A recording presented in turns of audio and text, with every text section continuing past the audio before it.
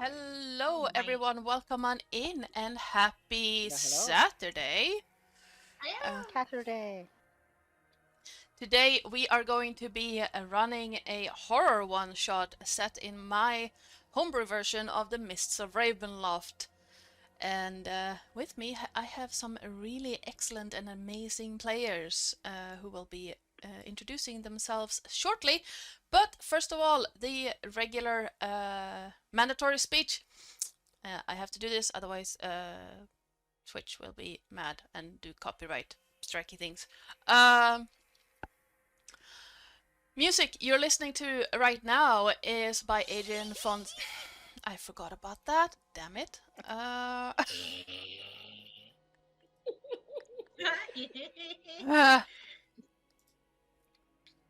No. Deactivate. Go away. I'm not actually sure I can deactivate it while I'm streaming, so... You can't. Yeah, you can't deactivate that deactivate one. or You just. can't that one. You can't turn off that one. It's actually my voice now. Yeah, that one is fine, but I think I managed to deactivate the sound alerts now. But yes, the music you're listening to right now is by Adrian von Ziegler. You can find out more about his stuff and on his Bandcamp if you type in !music2 in the chat. There is also some bits of Sirenscape in here, and you can find out more about them over in the About section of this channel or in the description of the YouTube video when it goes up there. The image you're looking at right now is made by SirTerris in an AI generator, so looking pretty snazzy. And the map, overlay, and starting soon screen were made by me in Incarnate, which is a map making program I highly recommend because I use it for everything. And last but not least, if you want to help or hinder our players, type in !perks in chat to find out what you can do. That said, let's introduce... Only help, please. No hurt. That said, let us introduce today's players, and let's start with Dark. Yes, Dirk Gamalakt is he's a cleric, Twilight cleric. He's half high elf, half drow, with all the pros and cons that comes with that. So he's not really fond of bright spaces. He's not the most charismatic person in the room, but he's a well-rounded character that isn't afraid of stepping into action, even though he's as socially smooth as a rock. He will be an interesting character to play today. Nice. Reese. Hello. So Reese is a pretty boy Goliath fighter. He's perfectly polite, but not necessarily the most personable person insofar as he's a little slow to make friends, but he's perfectly nice and perfectly friendly. Has a little bit of a problem admitting when he's wrong. And yes, he's a fighter. He's a big boy and a fighter. So he'll be fun to play, I think. Nice. Hello, and as Vene. Benny is a fallen Asima warlock. She looked about 18, but she's really over 100. She has no idea that she actually died. She looks really, really pretty, and some will say drop dead gorgeous. Until she transforms. But she has quite a bit of a dark past that may or may not come up in this campaign, but we'll see. Yep. And finally, Yuki. Okay, so Yuki is a 23-year-old human woman. She doesn't seem to really look like much. She's kind of on the small side, I guess. And she's painfully awkward. This is going to be interesting. It sounds like we're all playing either awkward or well, just downright weird characters today. So this should be awesome. She is a Circle of the Land mountain druid, and she grew up running around the mountains, mostly turning into wolves. And when she's in her wolf form, she's a lot more comfortable, and she will ask for all the scratches. So yeah, this will be interesting. This is also my first druid, so I know what I'm doing. Yeah, good luck to us all. Do you though? Do you? Do you? Oh no. It'll all be fine. I have zero confidence in not fucking up. So, So please help. quick chat. How is the balance between the music and the players? And can you hear me eating my chips? Because if you can, I'm going to have to put them away. I haven't heard it yet. No. Yes, sound check, please. Can't hear any music at all. What the hell? Yeah, I can hear that. It is there, but not. But it's It is a barely very there. backgroundy. And I got it at 200% in the VC. I don't think I have any changes made to Okay, siren. let me. If I Oh. crank it up to here. You got louder. You got loud. I didn't do anything to myself. But if I crank the music up by 4 notches. Oh, it's more there for me.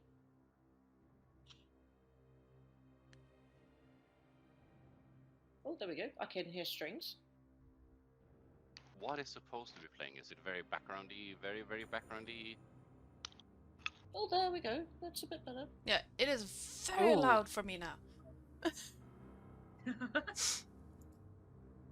But yeah, chat. Yeah. As long as Oh, the balance. Yeah, how yeah. What is being heard when streamed? Yeah. Oh. Dun, dun, Ooh, dun, dun, okay, I dun, can dun. hear it now. It's Oh intense. no! Here we go. Mood. Change. Yeah. I'm gonna turn it down a little bit. How about this? So yeah, it is very loud for me. And I can't turn... Well, I can turn it down here, but that's about it. Chat, what about the players? Are we all in balance with each other? Yep. Who knows?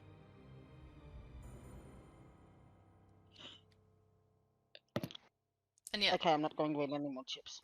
I have a pudding. have I a was mango hungry. pudding. And the only thing I had near me were corn chips, so... And corn chips are the loudest chips. Hey, thank you, Tony. Awesome. So, are we all in balance with the music and player voices? Hello. I think so. Hello. Jason! Hello. That's just mean. Oh dear. Mm. Yes. That is very. Hi! But yes, we'll adjust as we go. So, if we're all as comfortable as we are going to get. Ah! I just got assaulted by a planter. So long as you don't get peppered. How rude. As if we are all as comfortable as we are going to get, let's get started. We find ourselves in a dark hallway. The damp air smells strongly of moss and mold and decomposing vegetation. There's a faint dripping, as if something is moving from ceiling to floor. It is completely dark for all of you. And aside from the sounds of the dripping, there is nothing. The silence is almost oppressive. As each of you open their eyes, there's nothing except darkness around you. Even the ones with superior vision have a hard time seeing down here. The shadows seem to move and flicker and blend into a mass of just roiling shadows. I'm gonna turn that down a little bit. As you try to move, your movement is hindered by something. Something warm and firm and grating. Above you, you get a sense that there's something. It's not close to you at all. It's far, far away. But you do get that feeling of being encased underground.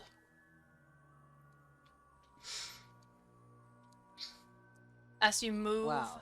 and look around, again, you see flickering lights in the corner of your eyes, but nothing that could actually light your way.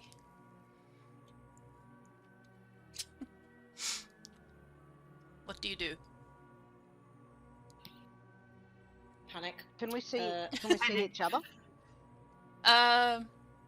Do you have dark vision? No. Then no. I do. Mm. I have 60 feet of dark vision. So do I see Sweet. people then? I mean, Derek should be able to see vaguely, at least. 300 feet of dark vision is helpful. Yeah. So the part of your dark vision where it says that you see in dim light, as in bright light, that's the part you can see. So you can see, Light, slight light. yeah, you see like everything around you is dimmed. It's being used to be able to see in darkness. You notice that everything around you seemed dimmed and muted. I'm gonna sneer so- at the Goliath, seeing that he cannot see, and then touch his armor and cast light.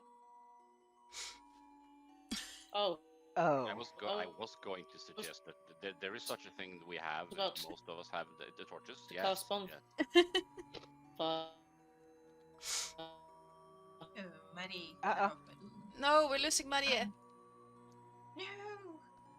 Come back! Don't let go! Come toward the Come light! to the light. We don't go towards midnight. You have to put a D in there, Roval Jax. It's roll space D20. Nan nan nan nan nan nan nan. Hey, not a number. I believe. No, it's space. It's exclamation point roll space D20.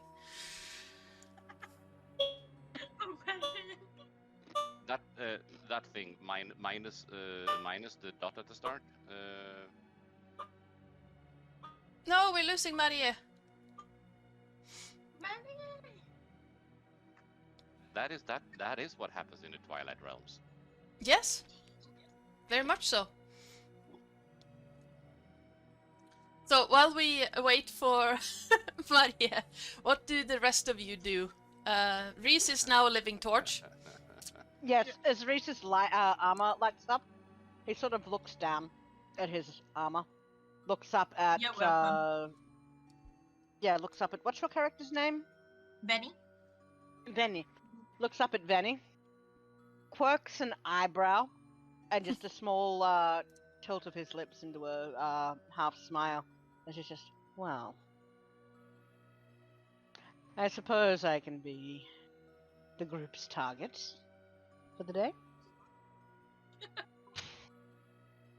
The beacon is lit. It is.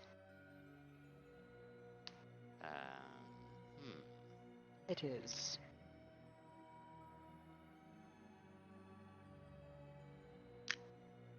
Do you have money back yet? I don't know. And what is that smell?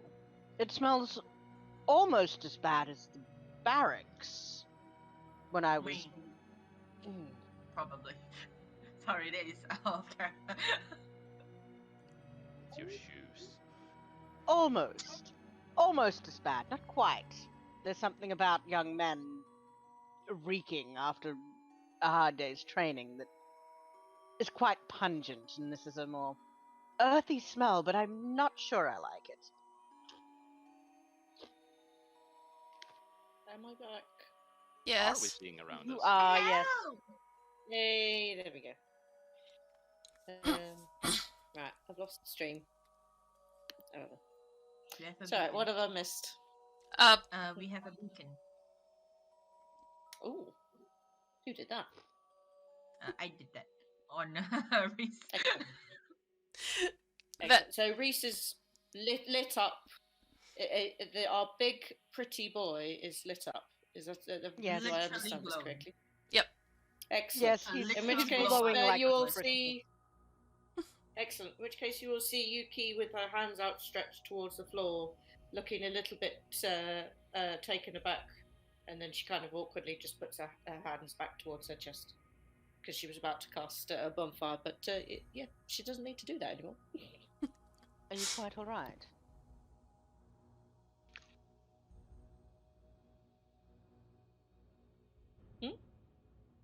Are you all Me? right?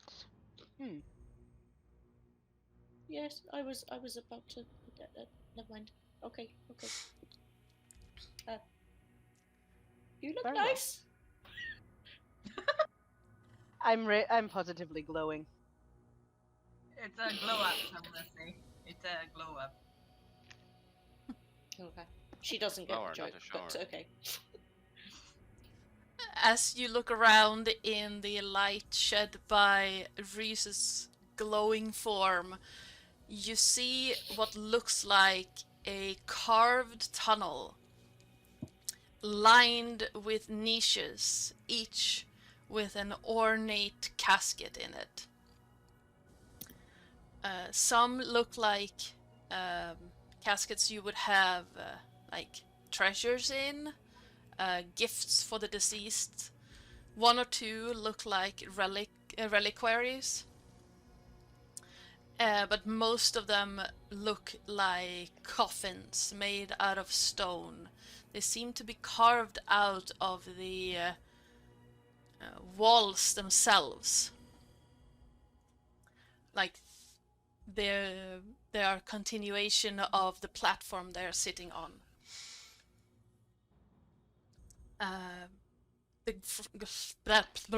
The floor in front of you or under you glitters slightly in the light, as if the stone it is made of contains many shining minerals.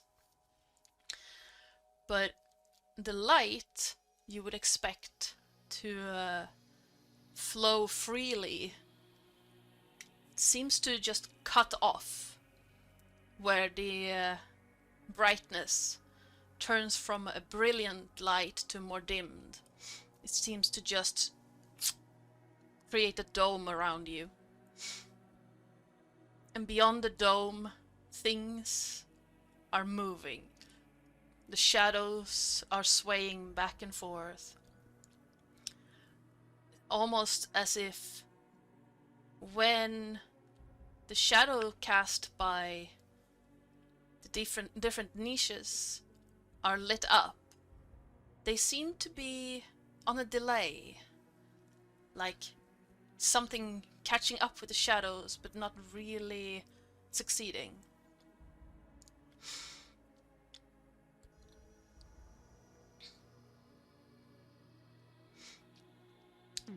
Well, Will This cast looks see rather ominous. invisibility on himself. Yeah. Huh? Darko casts see invisibility on self. Okay. It's a self spell to begin with, but Yep. does anybody have any idea how we got here?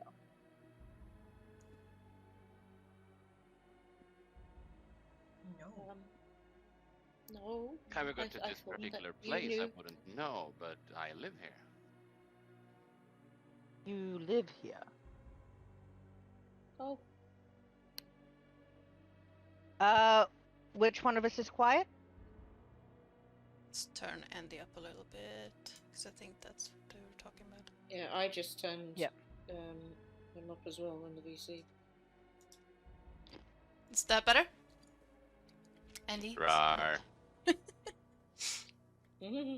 You live in this dank, smelly pit. Not necessarily, but I live in this world. I see. I haven't necessarily seen this place. Gestures vaguely around us. I see. Okay. I like what you've done with the place.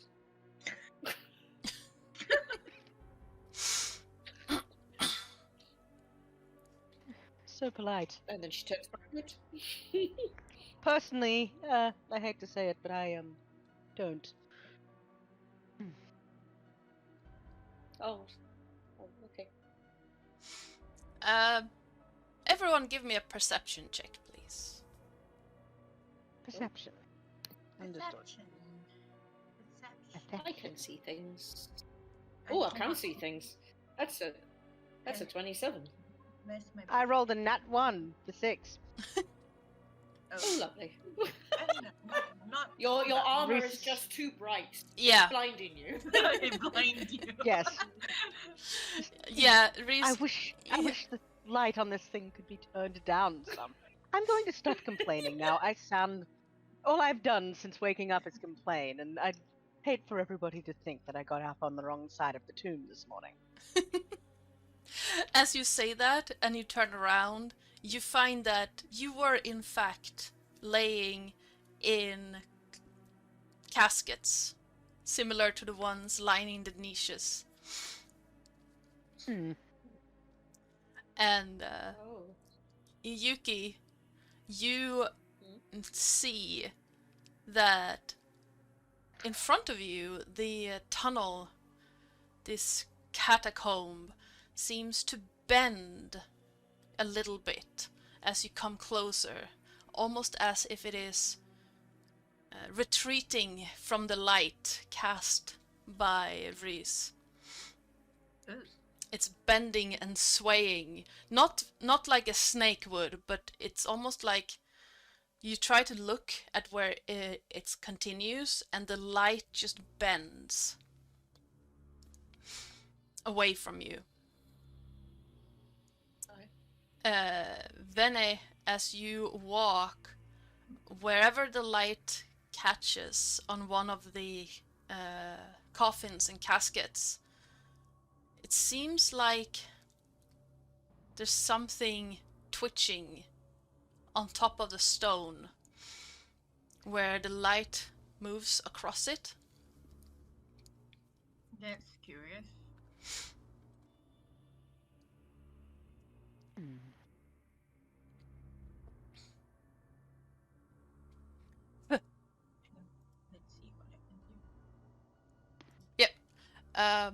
With cast Dark, since you cast See Invisibility on yourself, you, with your superior dark vision as well, manage to see that there are things in the shadows. They seem like small beings, not of any particular shape, but it seems like they're scurrying away from the dome created by Reese's light. And they seem curious, not hostile to you, but very curious. You, however, do not see the effect the light has on the caskets or the tunnel itself. But you do see these things that seem to be made of shadow that moves around just outside the light circle.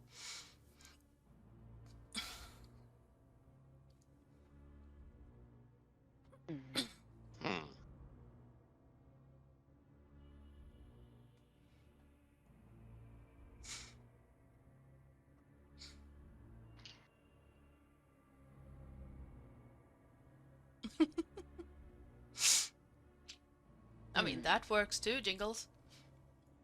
New nickname.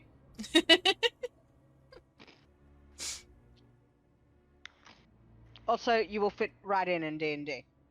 Yes. You're yeah. already doing the D&D tricks. So, with this knowledge, and knowing that behind you lays the place you woke up on, and in front of you lays a dark unknown, what do you do?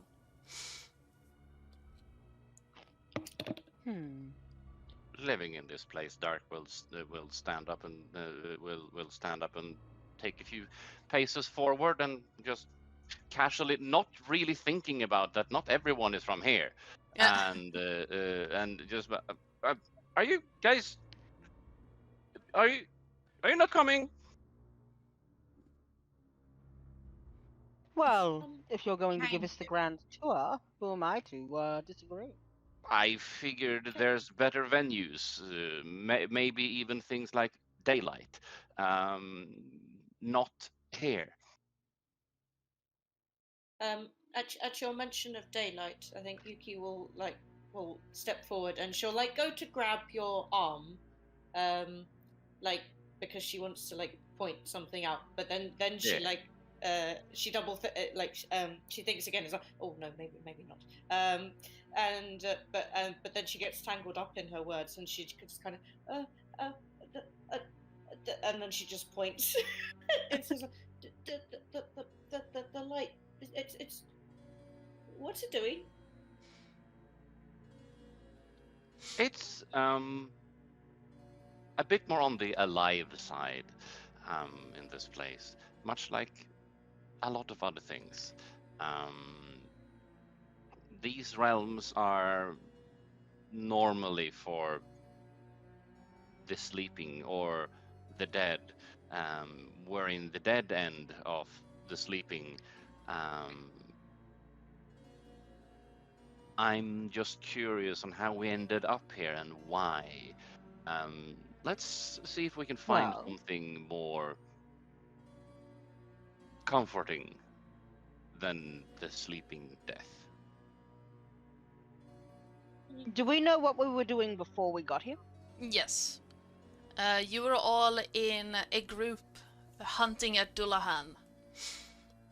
And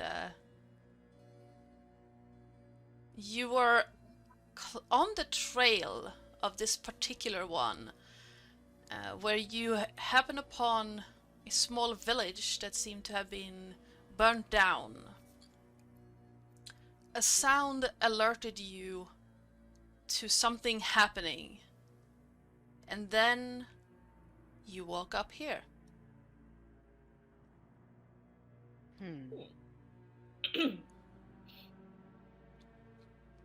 a loud screeching sound.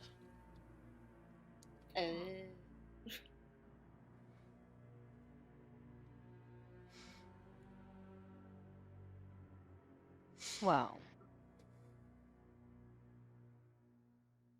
Like a So we are screeching familiar sound, like with an these. animal. Or like a human screaming in pain. It wasn't a sound of pain. It was like nails on a chalkboard. So it doesn't even sound like a thing. Yeah. It doesn't even sound like a human thing. No. Or like a living thing. No, it was just a... And then... I think I peaked my microphone doing that. Whoops. Sorry. And I do apologize to everyone having headphones. Oh, it's fine. It cut out on my end. Yeah. I'm glad. But yeah, you know that sound of nails on a chalkboard? Scraping. Oh, yeah. Yeah, that exactly that sound. Yes, you heard that, There we go. and then you woke up here. Thank you, yeah. Okay. My mic did not cut out, I don't think. Nope, it did No, not. didn't. That was epic. Yeah, nicely done. Yeah, like, well, I could record that and have it as a sound on here. Let's not say you did.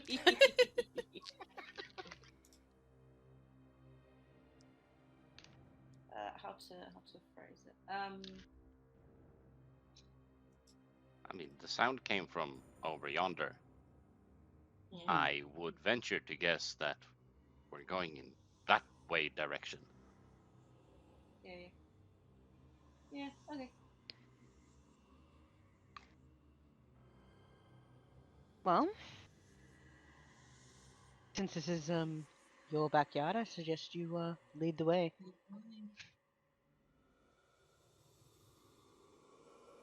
I'm also trying for the life of me to figure out, is there any real way that Dark will be able to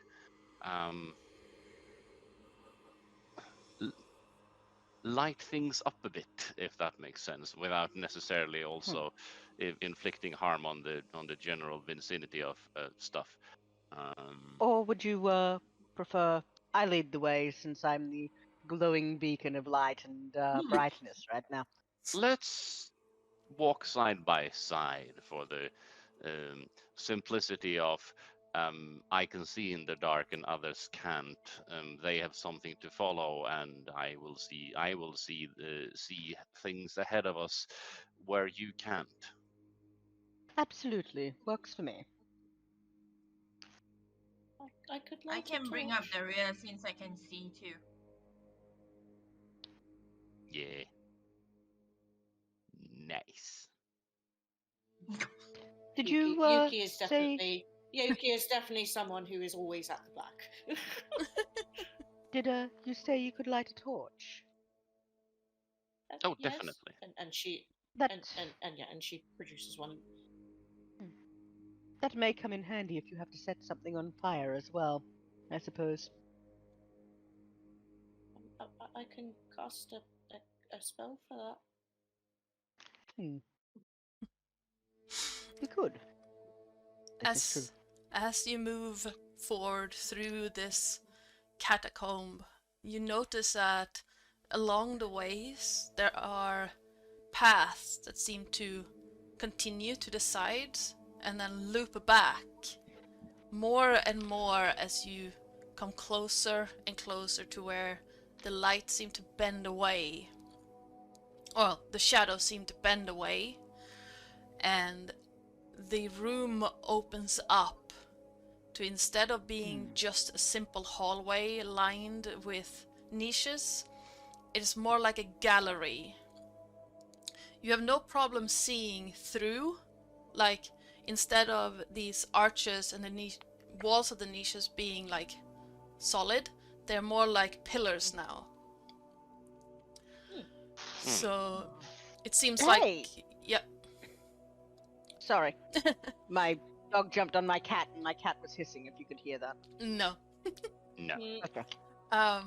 So it's more like they've punched out the walls to create a gallery of mhm.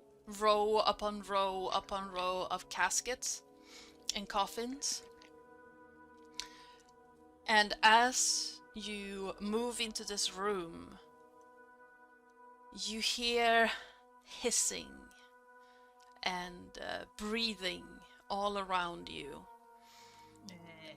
It's almost like the walls themselves are sighing and breathing with each step you take. And the long shadows cast by the pillars seem to almost dance, licking up against the walls and along the floor, creating long spears of darkness in front of you.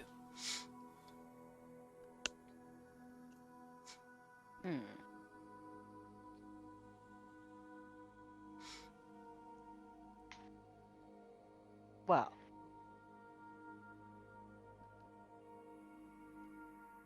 This is interesting. Any idea what's going on? This is your realm. I haven't been to this particular place before and live in this realm, and this is rather strange to me. The walls usually, the buildings usually aren't alive in that such fashion. They can be, oh, mind you, it's not very common, which makes me ponder where exactly we are. Because they are normally only alive when someone or something has created it to be that way. Perhaps that creature that we were pursuing. Yeah. I'm wondering.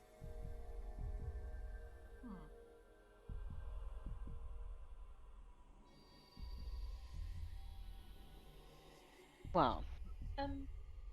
That sirenscape is proper freaky. So, Yeah. and then Yuki will slowly step towards the walls these sighing walls. Mm-hmm. And then just feeling very stupid, she'll just go, hello? Does she get a response? Give me That's a hearing-based perception check. All right. Turn into a wolf for that.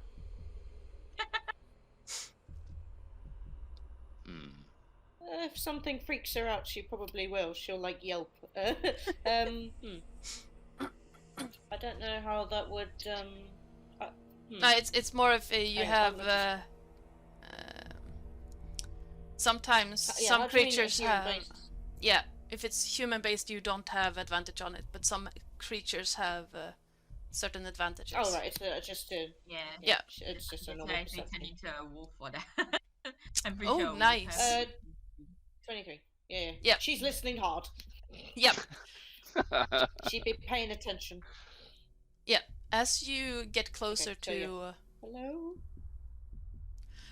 the walls, you start hearing almost like a heartbeat, but it sounds Really? like a rock. Like the heartbeat of a rock, not a human. All right. What's a heart- In which case, she reaches out and touches the rock. The wall. Very, It's very gingerly, with like Yeah. just the tips of her fingers. Are her fingers gloved or naked? Oh, that's a good point. She has gloves on. Okay. I don't think she would take her glove off. It's solid under your fingertips. It feels like if you've ever touched rocks, like even gloved, when you've touched rocks that have been out in the sun, they're gonna be a warm through the glove, but it takes a moment. And it's not like overly warm, but you can clearly feel that there's some form of warmth here. Okay, I think she'll just say that out loud. The wall, it's warm, but that's weird. And she'll like look at her own hand, like as though somehow her hand is not working.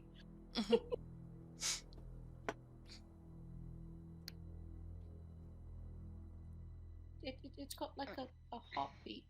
It's weird. A heartbeat. That's interesting.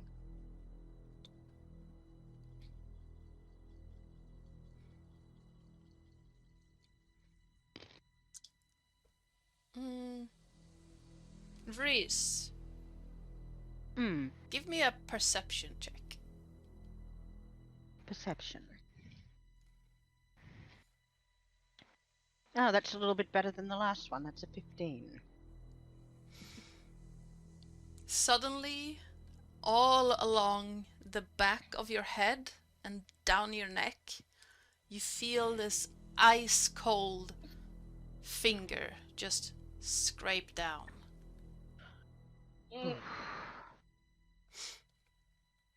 Well, that was not particularly great. He wouldn't say great. That was not particularly pleasant. I just felt death walk over my grave. Something cold and unpleasant ran its fingers down the back of my neck.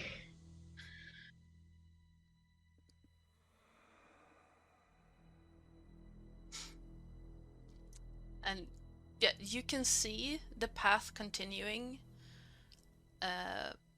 And who has the highest passive perception? My passive perception is 15. 23. Nuke 10. So, Yuki, you would notice that as the light seems to bend and twist away from Reese, it turns and twists upwards. And with your passive perception, you manage to see that at the top, like where it completely vanishes out of sight, it is just slightly paler than the rest of the darkness. Now, he's a Goliath, so he's probably a bit taller than the rest of them. Yeah, you would have a hard time seeing this because it seems to curve and up. But yeah, Yuki, with your high passive perception, you would see that it seems to be lightening up as it twists upwards. It's not a staircase per se. It's more of a... You know those, like in Escher drawing staircase? It seems to just twist slightly out of your perception. Like when you look at it straight, it's not really there. But when you see it from the out of the corner of your eye, it's a perfectly normal staircase. Okay, I think she'll then approach and like cock her head with total confusion. Yeah. Like, what? And then like pointing her, can you see that too? For those with dark vision, you will be able to see it clearly. Reese, you will be able to see the first few steps without problem. Then it starts being a twisty, windy mess for you too.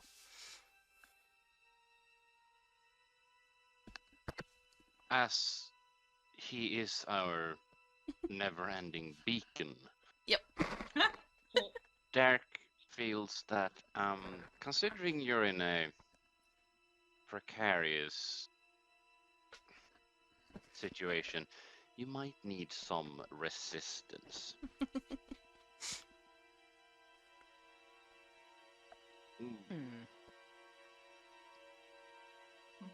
I.e., it's a concentration spell. It's resistance.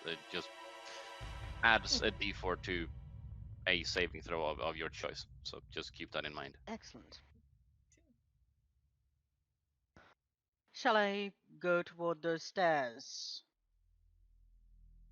Oh, Dark is already heading there.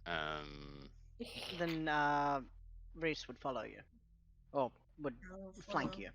So When you walk past, Yuki will look very alarmed, and then she'll join the back of the queue. Are we still?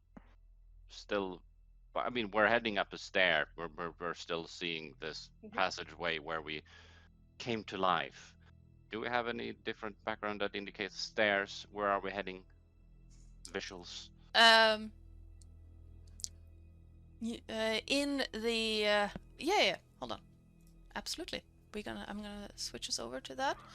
As you make your way up the stairs, you come across a what is that? A gate, a fence gate, made out of wrought iron. And you open it up, you find yourself out on a graveyard. It is absolutely covered in bluish, purplish silver mist. And let me put you guys on the map. So Yay, we're finally someplace Well, yeah. That's never a good sign, is it? So we've just been in limbo for a while. Yay! I'm tiny. there we go. Oh, and also Zoom, zoom, zoom, zoom, zoom. that inspiration is from the other game. Plague. That inspiration is from the other one shot. How do I I'll let her remove keep it. I mean, you can use it. It's fine. Oh, okay. On your Beyond Oh, sheet, you thank just you. click the inspiration and it toggles it on and off. Yeah. But I don't know, see, I can keep it. Yeah, you can keep it. And in front of you, I thought I had turned. Apparently, that was still on. I thought that was turned off, but yeah. Hala. This is not the Don Horror Archipelago. Hello, Ronning. Where the hell is my drink? I forgot to turn that off. Yes. As you step out from, well, I was going to say from the darkness, but Reese being a beacon, it wasn't all that dark. I'm a shining beacon. You We find did step out of the previous darkness into a now more open, open sky darkness. yes. You have in front of you a path made out of cobblestones that are covered, absolutely covered in moss. That smell of decomposing vegetation and dampness is even stronger here. It still smells better than the barracks. Next to you, Vene, is a tree. When you look closer to it, it's not so much a tree as tree-shaped sludge. Oh. Yay, sludge.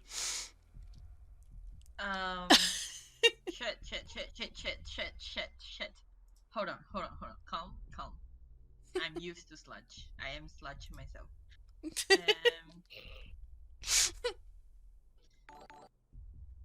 Oh, hello.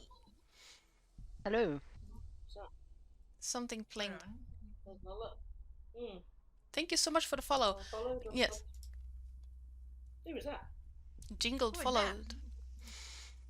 Ah, Hello. Excellent. Thank you.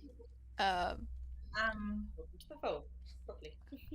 the ground outside the path is spongy, and the grass seems to be made out of some form of decomposed vegetation, stretching towards the mist as if begging for some form of resurrection or aid.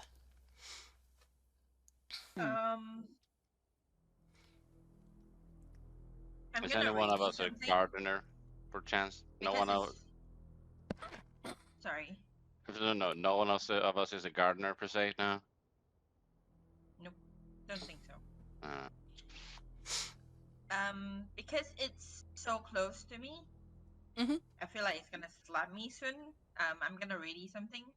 As long as it starts to reach towards me, as in like an attack, I'm gonna misty step Okay.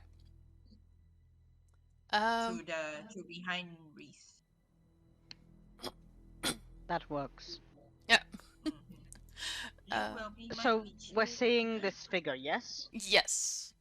It's a shrouded figure hunched over what looks like a ancient grave. The stone lining or at the head of the grave is covered in lichen. That's slightly glowing with a eerie color. Seems to not Sir. really fit. And he's going to squint just to make sure that the figure is male. Just, sir, are you in need of assistance? No. Why are you here? I'd like to know that myself. This place is not for... And he pauses as he looks over you. And perhaps you are new arrivals. New arrivals to what, exactly? Well, We came out of the, crypt, I believe, or catacombs, whatever you'd like to call them. this is the Bone City. The Bone City. It is my master's home. And who, sir, may I ask, is your master? Lord Trivalia. The Do I know that Lord name? of Bones. Do I know Do this any name? of us know the name? Everyone give me a wisdom check to see if you remember this name. straight up wisdom. check. Straight up wisdom. That is a nat 20 for 22. 16. 19. All of you remember it. It's the Dullahan you're hunting.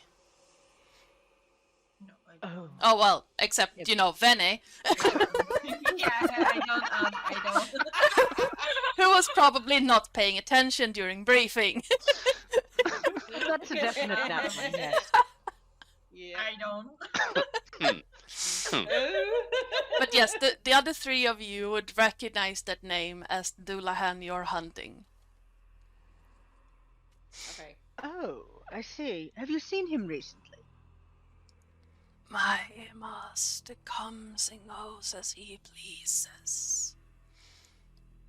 Well, you see, we were supposed to essentially meet up with him, but we, got waylaid. So, if you know where he might be, we'd, love to, meet up. I'm sure he's terribly worried about where we've gone to. My master rarely usually receives visitors. What is the purpose of this meeting? Which is basically him Well. saying you're lying shit. Business, and that business is our own. Yeah, give me a deception check. Deception. Mhm. I've got a +2 to that. That's a 2 for 4. Yeah, And that's 2 for 4. he rolled a 16 on insight. Yeah, you are full of bullshit then. Oh, yeah, you're He cool. didn't exactly lie. He didn't exactly lie. He just spun I the mean, truth. it is technically true. We are on a business adventure. Let's say this on a business trip. That is factually true. He doesn't believe that, but you know, we are on a business trip. And our business is with him. Exactly. Your Technically correct. Best correct. Your business with my master will have to wait until his return, When is that? when he feels like it. But if you follow the path, it should lead you to him. Which is great because He's it in the splits in house? 3. Yeah. How much can we see of this map? Because obviously, if I zoom out, I can see quite a lot more. Yeah, But, you can basically see outlines. You know, like when you look around on a really foggy day, you can see the contours and Alright. outlines of things, but it's Okay. not. It's basically shapeless outlines. Okay. 'Cause- So there's like a silhouette of a building in the distance. Yeah. Like in the mist. Okay, yeah.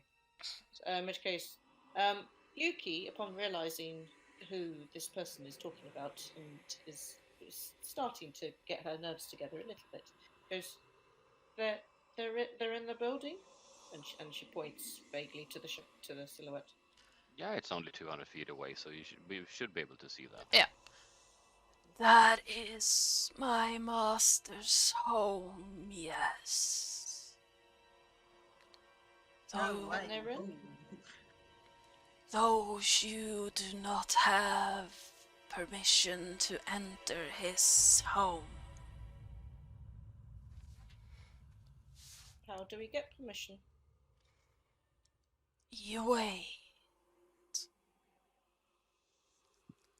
and ask for it. Okay. Ask who? My master, obviously. Well, I am just a That groundskeeper. Sir, that sounds like an unfair catch-22. And she starts losing Yes. her nerve again. We can't meet him until we get his permission to meet him, but we have to meet him to get his permission. What? you have to understand that our business is urgent. Well, give me a persuasion check. Persuasion. Lilith! That's a 5. Suits that well. Yep. Wow. Yeah. If you follow me, I can lead you to a place where you can wait for him. And the man turns around. You see his hunched form move slowly up the path. He doesn't stop to see if you're following. It's just click, step, click, step. And you realize that the clicking is from a small shovel that he is using as a cane. You know, one of those gardening shovels with a long handle on it, but a very small Right. blade. And it's just click, step, click, So, step. sir, Yes. I don't believe we got your name. I apologize. And as he says that, there's something odd. That breathing you heard earlier in the catacombs or the crypt seems to come in to the words he is saying. My name is Arthur. I am the groundskeeper of the City of Bones. And how long have you been groundskeeper? That is a question without a good answer. Hmm. I have been here, and here has been with me always. Always. That's a division by zero answer.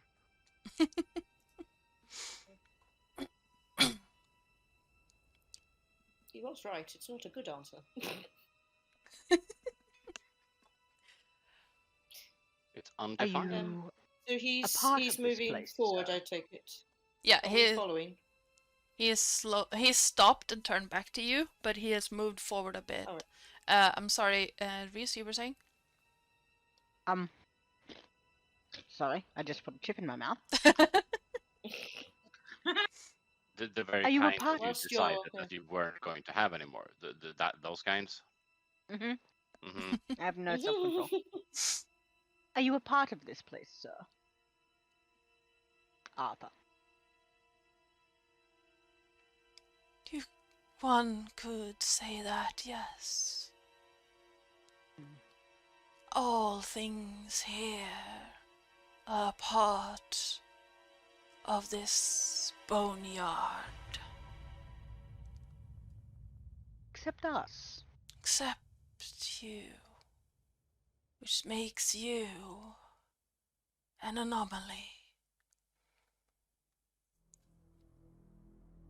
Hmm. Don't you ever wish that you could be... Oh, I don't know. Not a part of this. Don't you ever wish you could be something of yourself? I do not understand the question. Your own person, not beholden to your master. I am my What? own person. I am Why? Arthur. Arthur, the groundskeeper, but what if you were Arthur the painter, or Arthur the horsebreaker, or Arthur the tavern keeper? We have Why are you- those. Why are you here, Arthur? I look after the bones. Oh, okay. How did you become a groundskeeper? Is that? Yeah, is that a nice job? It is my purpose. Do you get like decent leave and bonuses and overtime and stuff? You have to realize shit. Grace just under I his breath is just, I don't think I need time and stuff. do not understand your question. How did you become a groundskeeper? I'm sorry. I was journey. always the groundskeeper. Since you were born? Or were you created? I open my eyes and tend to the bones. Thing is Who were your created. parents? Do you remember them? Parents? Parents. We have parents here, and children, and grandparents. Who were your And where's Who were yours? your Yeah. parents?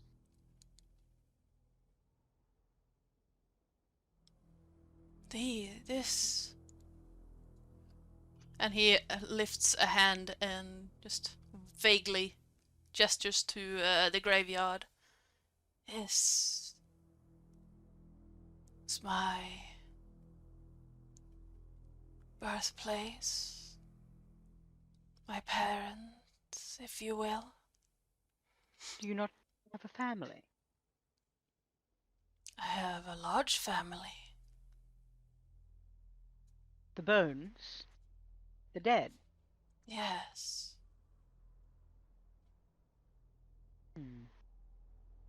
That sounds like a I very think- lonely life, Arthur. But they I think speak. Yuki will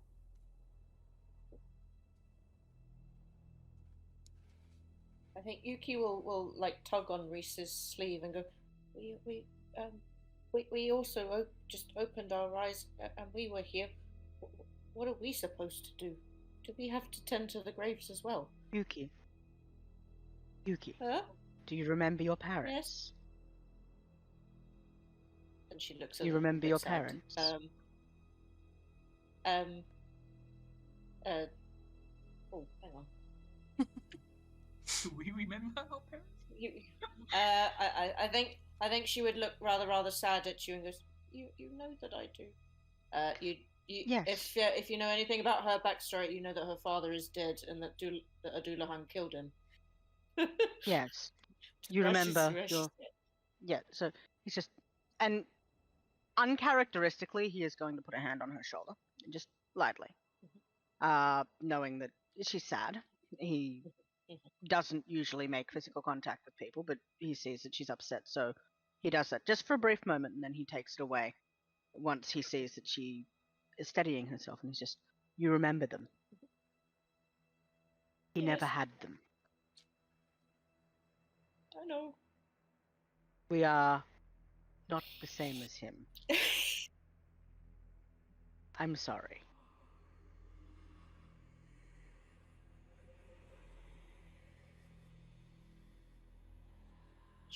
Should we follow him then? We'll go where he said we should go and wait. It would seem logical, yes. Perhaps, yes. I don't think it's a trap, and if it is, well, I'm sure we can handle it.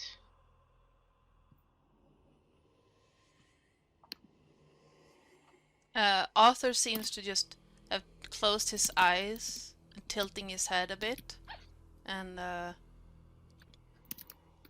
listening to something. And then he opens them again.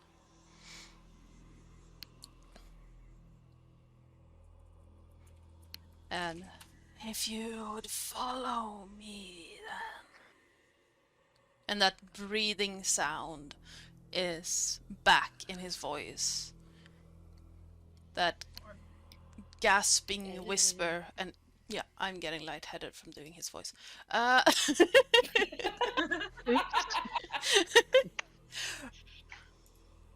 Let Sirenscape do it for you. It's doing Yes, a this very sound. effective job right now.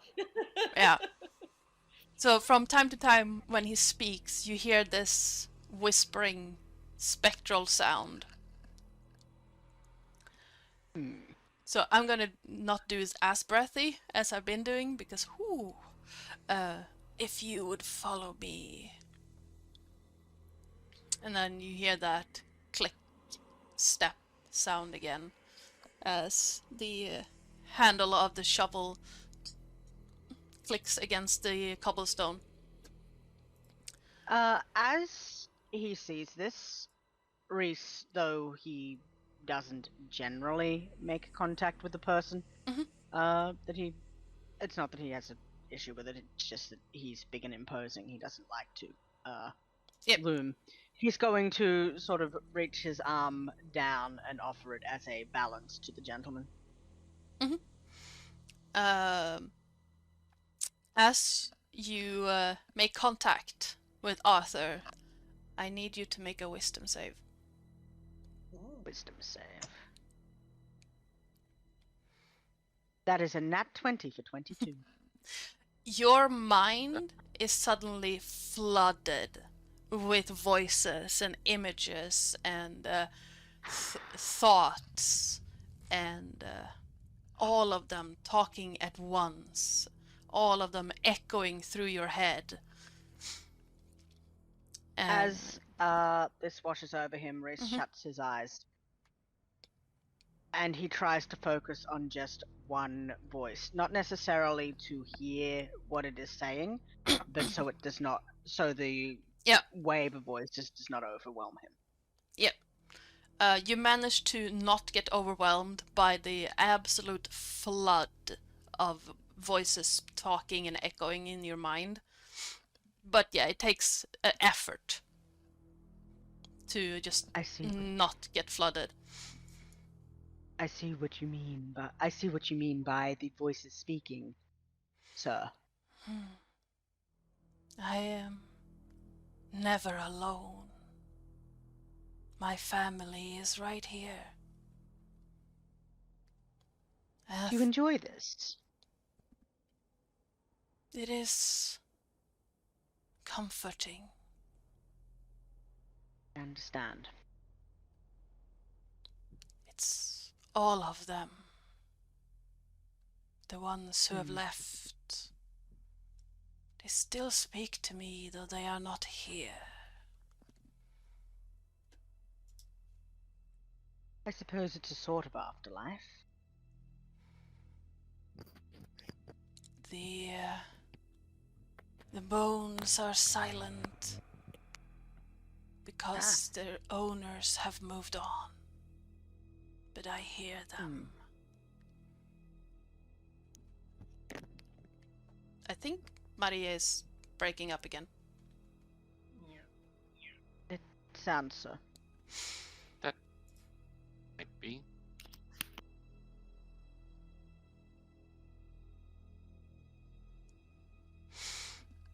Terrible cat.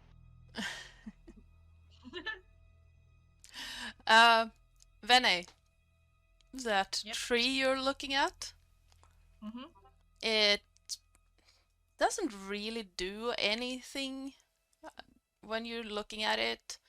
It's dripping, making a slushing sound as each drip hits the ground. And Sounds like huh? Sounds like me too. And you, after a short moment, you realize that the sludgy grass reaching for the sky seems to be made up of drippings from trees like this. Oh. Because the ground around it has been building up into similar grass spiky thorns almost. Am I able to inspect it to see what exactly it is? Yeah, sure. Give me a nature or investigation check, your choice. Nature or investigation? I will go investigation. Yeah, I roll shit. Don't. Bad cat. It seemed like with the 13, you see, it seems like the ground around you is just made up of a tar-like substance.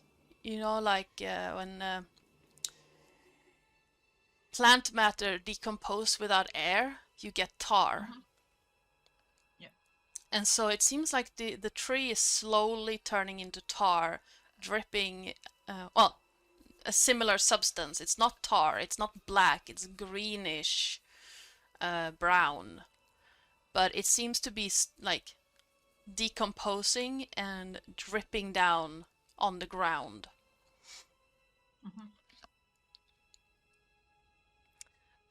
It doesn't smell like tar either. It smells like, yeah, vegetation turning into dirt.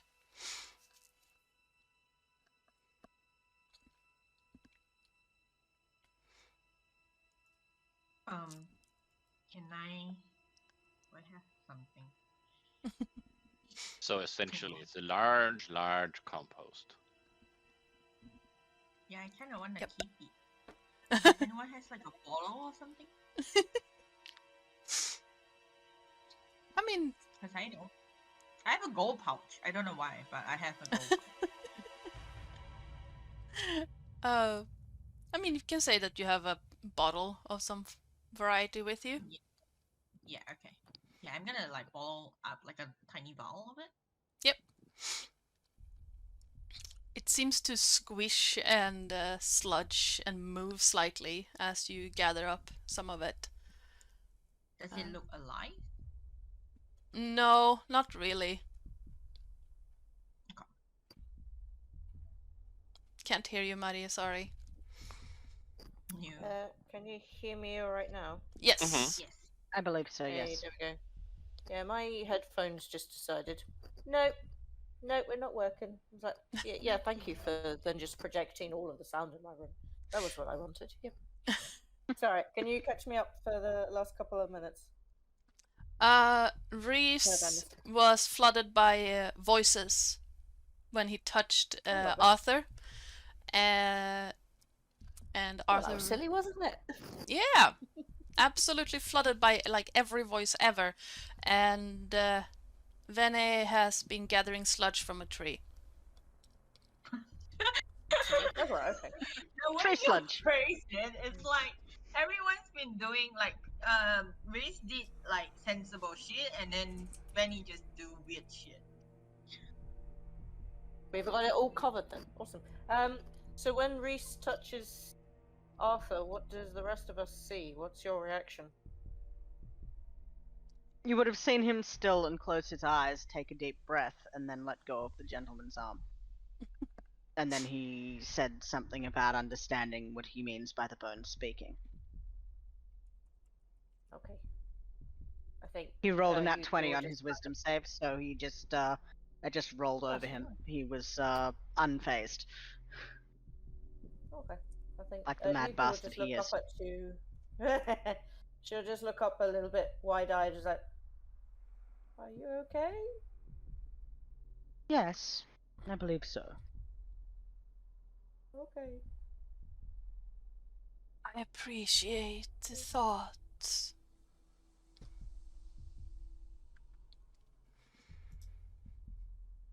Shall we continue? Yes, I suppose we should. And it takes another 2 steps and then stops. Looks over to where he was tending to the graves. And oh, I seem to have forgotten something. They do get very upset if I leave my things laying around.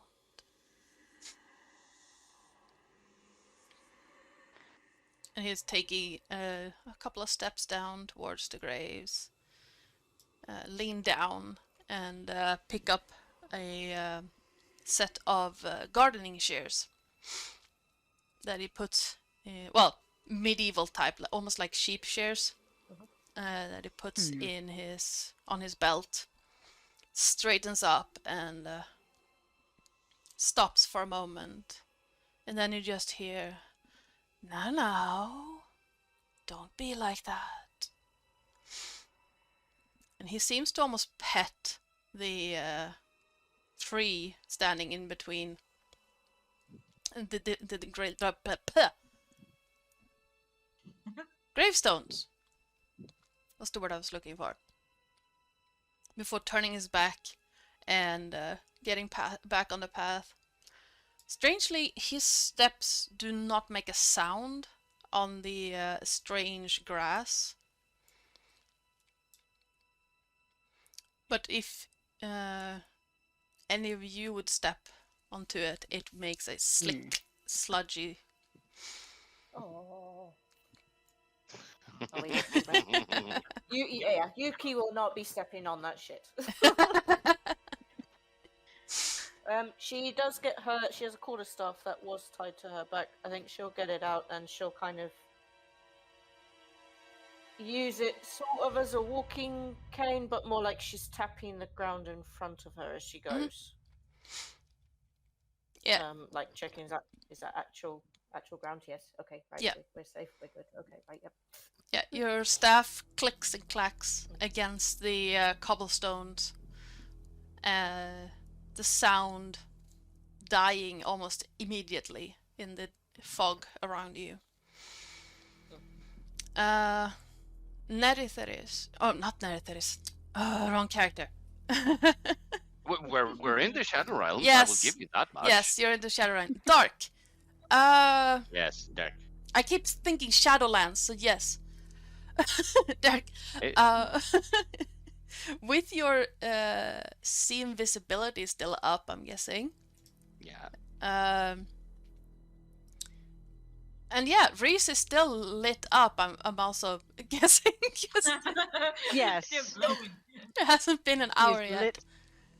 Yeah, it's lit. Is it bright enough for me to remove that now? So we don't draw like unnecessary attention to us with a Yeah. beacon? You can do that. It's Okay. I wouldn't say it's bright light around you, but I wouldn't say it's dim either. It's like It's like a night sky. it's a night sky, but the fog is lighting it up so that you can see around you. It's more to the dim side, but it's not like you have to squint to see things. Okay. Yeah, I'm gonna remove that. Yeah, and as he stops glowing, Reese is just going to lean down to her, to Vanny, and just whisper, "Next time, perhaps light up my dagger instead. That way it can be easily concealed if needed." Oh, yes, that's an image. Yep. At which point, Yuki then goes, "Oh!" And then she starts fumbling about her person, and then pulls out her scimitar, which is moon touched. And as she unsheathes it, it glows, and gives off 15 foot of of light. Yeah, Reese is just going to side eye forgot her I had and then this. cock the eyebrow in her direction. I bought it in town before we. Oh, okay, yes. Fine, Sorry. Dark. a fine weapon. With your see invisibility still up, those little shadow beings that were in the catacombs are still around you, moving in and out of the fog. As soon as the light drops from Reese, they seem to come closer to you. They're not acting hostile. They're acting as if they're curious. But they are moving through the shadows, avoiding any tendrils of light shed from Yuki. And seem to be just circling you. What's that? Arthur, meanwhile, has continued his way along the path. Just click, step, click, step. And from time to time you hear a whisper, a murmur, or a sigh come from his direction.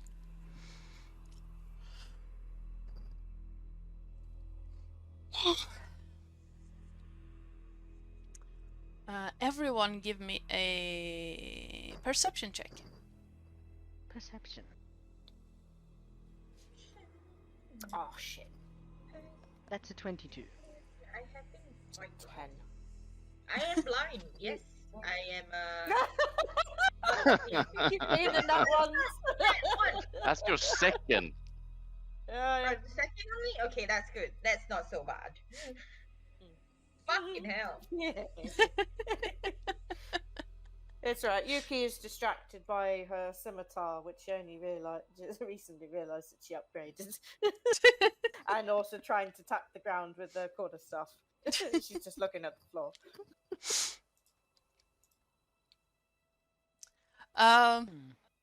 Yeah. You guys who rolled actually well suddenly hear Well, very well. So well. would hear far off in the fog a click click click click click click click click of hooves running across the grounds.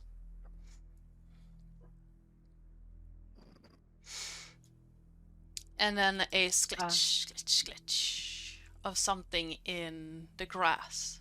Something heavy. Yeah. Reese's head is going to turn lightning fast in that direction, his hand on the pommel of his greatsword, though he hasn't drawn it yet. Yeah. As he's going to... I'm assuming he and Dark? Is that how you say your name, Andy? Yeah, Dark. Dark. I'm assuming they're still sort of in the lead at this point. So he's going to put an arm out, sort of the palm facing behind him to the others, Yeah. just as a warning that there's something coming. Okay. Yuki walks right into your back, and then goes, "Oh, what's wrong?" And in your head, you hear as he is going to expend a use of his daily, message earring for the day. You will hear there's something coming. Yes, there's something coming. Be alert. Be ready.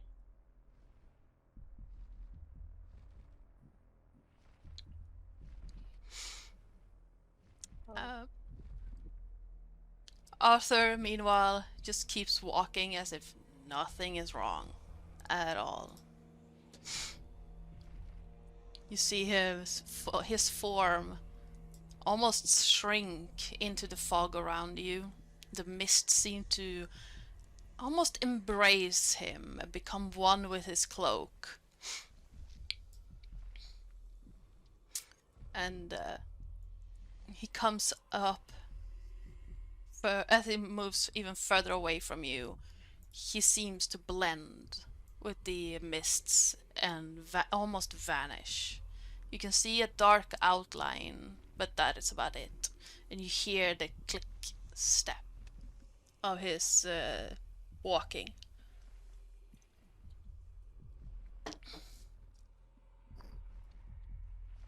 I assume we're following?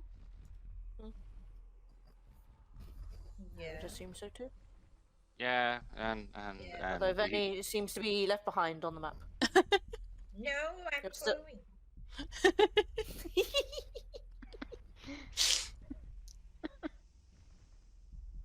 Follow. Panic. Eventually, you come upon a crossroads of sorts. One is the road you are walking on, one goes off to the left, and one continues forward in front of you. The ground around you is muggy and wet and smells of stale water and just swamp. The mist seems to Again. be coming up from the ground. Oh.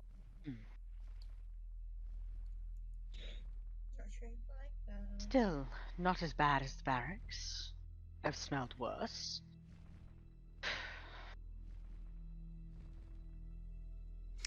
And That's a very weak reassurance.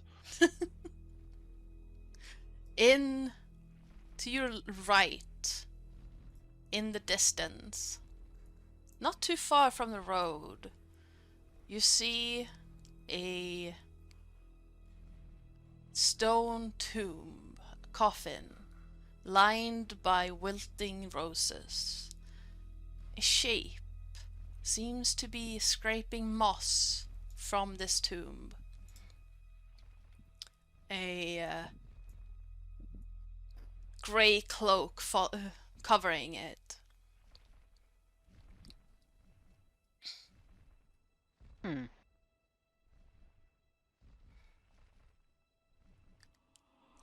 No. Hello. I thought, oh, you returned. We were following you, sir. That was ages ago. Are you quite alright? No. Not ages. We were just a little behind you. Are you quite sure? I believe so. Looking at him, he sounds different, doesn't he? Yes, he does. Does he look different? No. You sound rather different than you did before. One should hope so. Oh? It's been an age since I saw you last. An age? How long has it been for you? Day and night do not matter here, but many have come and gone since I saw you last. Oh. Oh no. What the heck? Is there anything I can assist you with? We're after your master still. Oh, In fact, we require an audience. I believe we mentioned that the last time we met. that you did. I was You sure said that we had to wait. Have we waited long enough now? the master is home, so you should be able to meet with him, yes. Excellent. However, I would ask that you leave something behind. And what would that be, sir? Well, my master requires but one thing, and I aim to deliver that to him. And what is that one thing? Your head. What? Alas, I don't believe we can give those up. I must Not suggest I'm easily. quite attached to mine. That could be rectified. Is that a threat, sir? No. It's just a request for a gift for the master. The gift Well, our head? We don't. We're not inclined to be so generous. Us meat packets have the nasty downside of not functioning without heads. I am afraid that I must insist on you leaving a gift. we can leave a gift, but it will not be a body part, sir. Your head is what my master requires. And what my master wants, he gets. Not today, sir. And with that, the creature known as Arthur moves closer and reaches up a hand towards Reese. And you see this green light emanate from his fingers as he seems to levitate off the ground. And that is where we're gonna roll initiative. God damn it. Yes, as Here we this, go. I rolled a Just nat walk 1 in. for initiative, by the way. But Hey. as Arthur reaches up for Reese, he does that thing that peacocks do when you try to pat them, where they sort of move backward and upward at the same time. Without moving his feet, he just sort of leans back and up. Just, no. I'm gonna add you to the combat tracker. I said combat tracker. Oh, and hold on, I need to... Nope. Nope. Well, you can be hidden. You're fine. No, you're not gonna be in there. Yeah, you can be there. Gonna remove that. I love that this makes so much sense. There we go. Hello? Nonsense, only. I like these. Yeah, these rolls do make sense. And I'm gonna need to roll for you.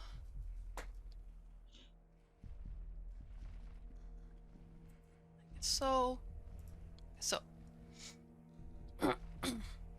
Does Steve here, I mean Arthur, have physical form?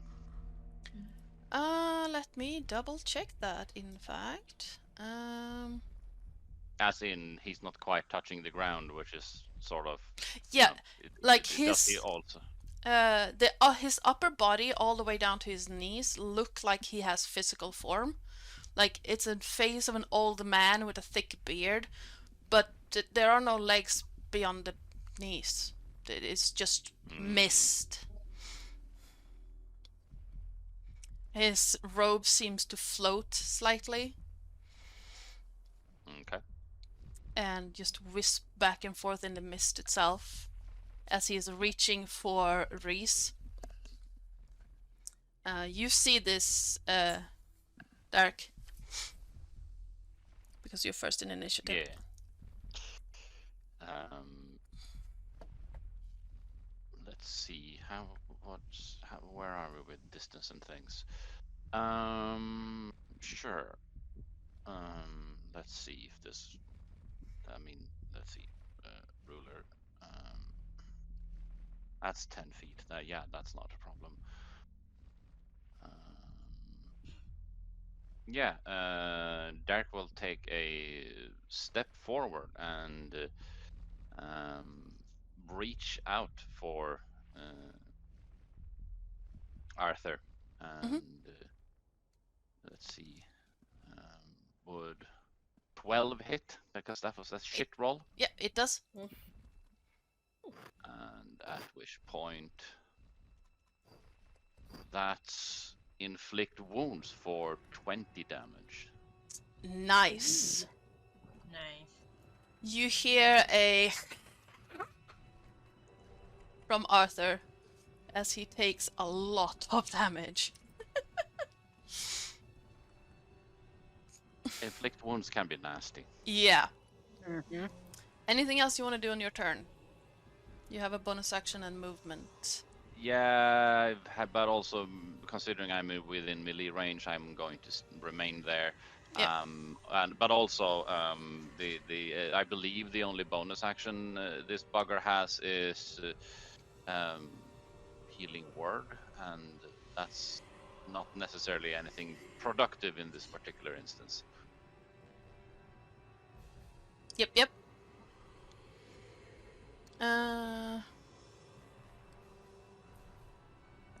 Taking that damage and seeing another person within his melee range. Oh, he's he's decent intelligence. Yeah, he's going to turn towards Dirk and lift his hand, and you see that green, off, creepy green, just he's flicking it off like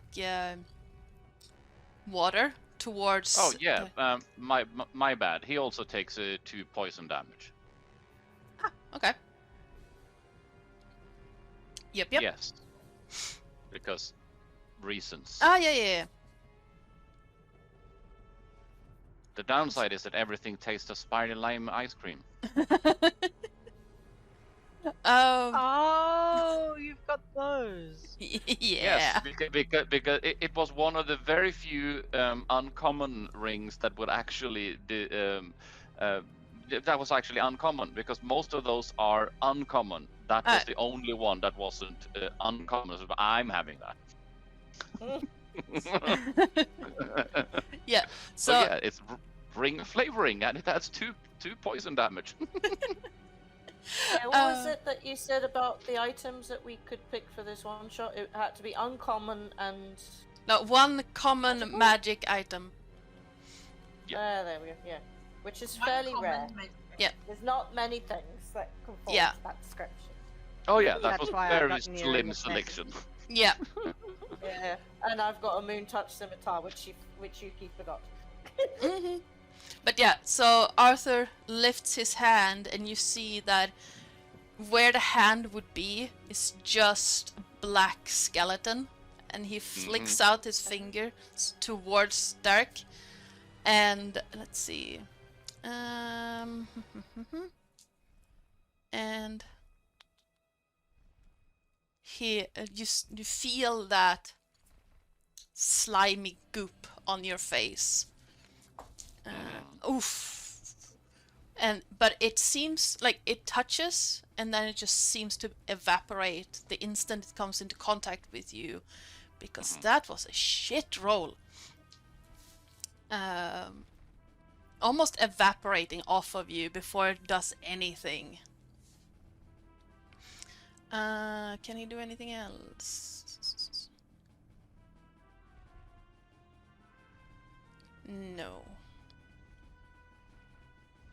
It's going to, let's do that, and yeah, he's not gonna be moving or anything. He's just gonna hover there. His eyes start to glow with that same green color as the substance he flicked onto you, Dark. As it is Yuki's turn. Okay. From where Yuki stood, there will be an almighty roar. As she, do you have a bear token? She is going to wild shape into a black bear. And she's pissed. She's very pissed with this whole heads conversation. She remembers her village where she used to be from. And many Black of them bear. were killed and replaced with headless corpses. And the bear barrels straight into Arthur and takes a bite. We're going to do multi-attack, so Chomp. I'm going to need to do this manually, I think. So +4 to hit. So roll a d20. So. Right. That is 23 to hit then. That hits. Or to bite. The damage is... do you want me to roll for it, or just use what the stat block says, which is just 5? It's 1d6 plus 2, which is an average of 5. Oh, just roll for it. Roll the 6. So... Yeah, cool. Right, so that is... Where's the thing? All that. So that is 6 piercing damage as she chomps on his head. That's probably gonna taste absolutely vile.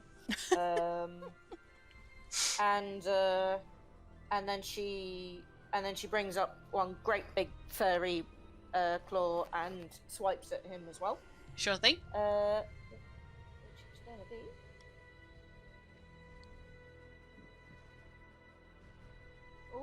16. Yep, that hits. Cool. What else is there? Bless you. Oh, bless Roast you. it. No. Bless you again. And that is, what is that? That's 4 plus 2, so 6. Nice. 6 slashing damage. As your bite and claw makes contact, it seems that you would think, like, there's some form of force that stops you from dealing the full amount of damage. Okay, right, yep. It's all a bit weird. Okay. I think, what, is there a rock behind him, by the way? It's a Can I go pool. here? Yeah.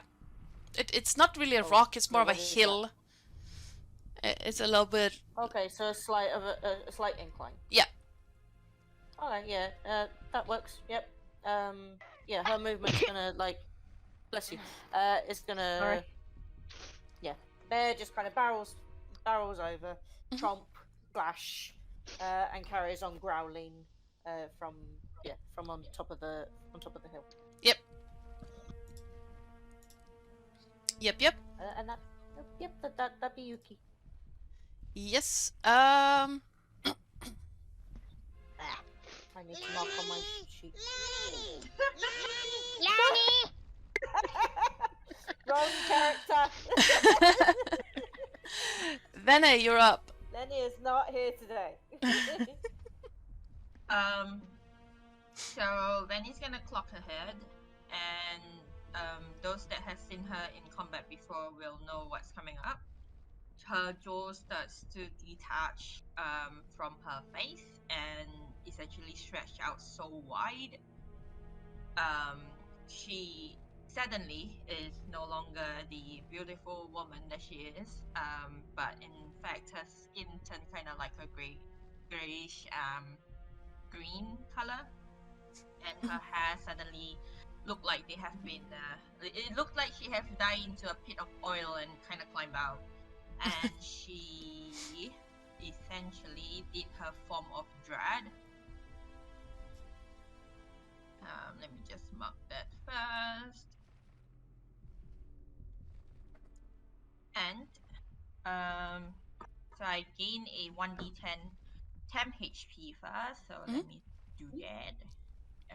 1d10 1d10 roll. Got a 5. Yep. And then I'm going to Eldritch Blast. But I Nice. think my Eldritch Blast is a bit weird. I did something to my Eldritch Blast. Hang on. I did something. I can't remember what I did, but I did something. Do you have do you have some form of invocation with it? Don't Yeah. you? Yeah. I can't remember what though. Shoots. It should be on your sheet. Which is I'm sorry, I haven't used this in like for fucking ever.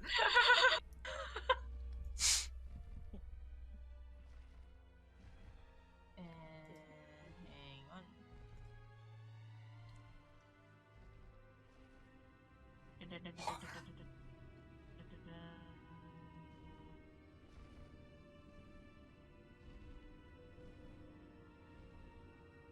Cannot find.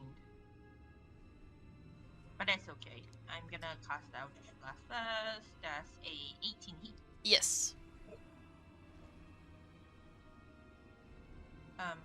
What the fuck? Okay. 3 damage. There's something else with it though. Okay, that's what I'm gonna do.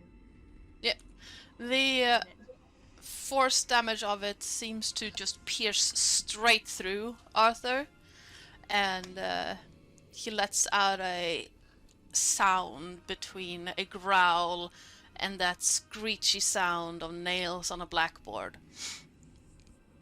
But that was what we did then. As Reese, you're up. Reese seeing the bear Oh, attack sorry. and then Yep, sorry, what?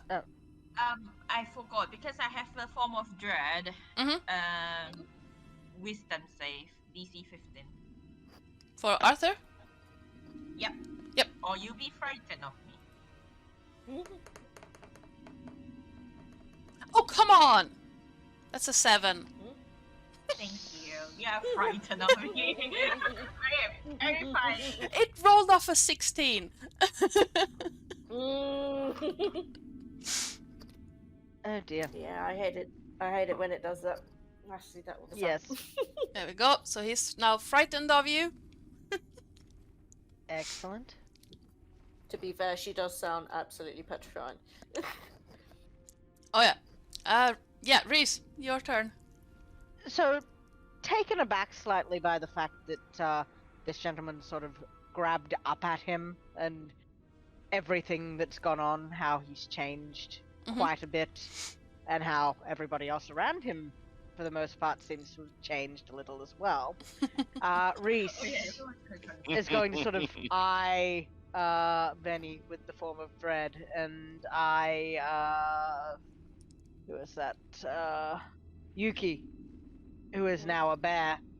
Then he's then going to shrug, shake his head, and finally unsheath his greatsword. And as he does, he spins it. Well, no, doesn't spin, but he flicks it down toward Arthur's shoulder. Yep. For a 20 to hit. Yeah, that hits. Doing 14 damage. As Decent.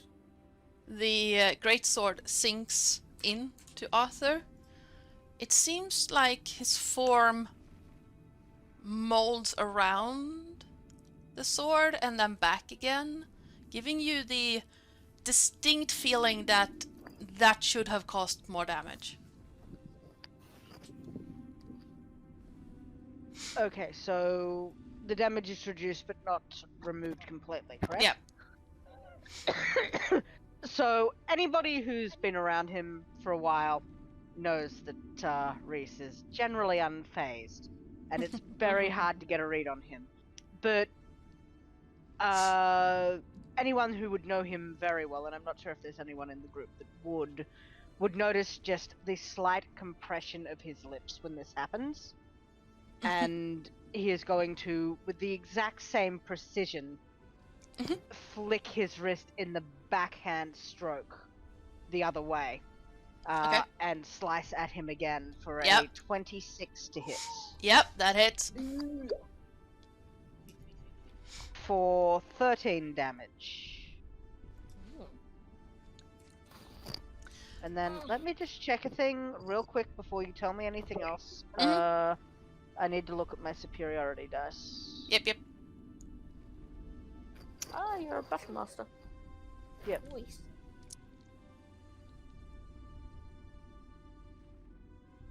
Also, I found it. My evocation. Okay. Okay, so I can expend one it's superior. Like, it's feet by 10 feet. Sorry. Feet by 10 feet. Okay.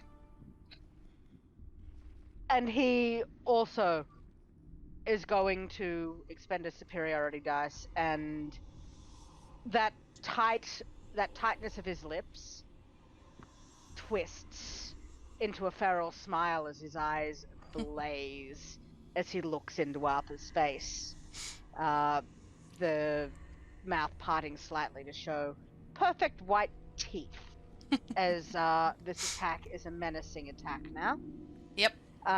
And I will need a wisdom saving throw, or he will also be frightened of me. The DC is 16. Make him terrified. Let's go. It's a 15. He just Just a failed. 16. Yep. He just failed. Yeah, it's okay.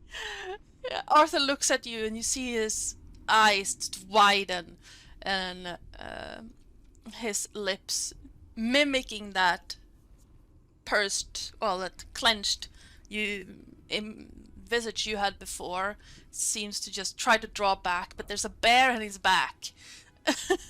So he can't move out of your melee range because there's a bear there. There's a bear in there. Only an Australian would understand that reference, I'm sorry. Yep. That rings a bell, actually. Play school. An Australian children's program. Anything maybe not. else you want to do on your turn? Well, he's used his actions.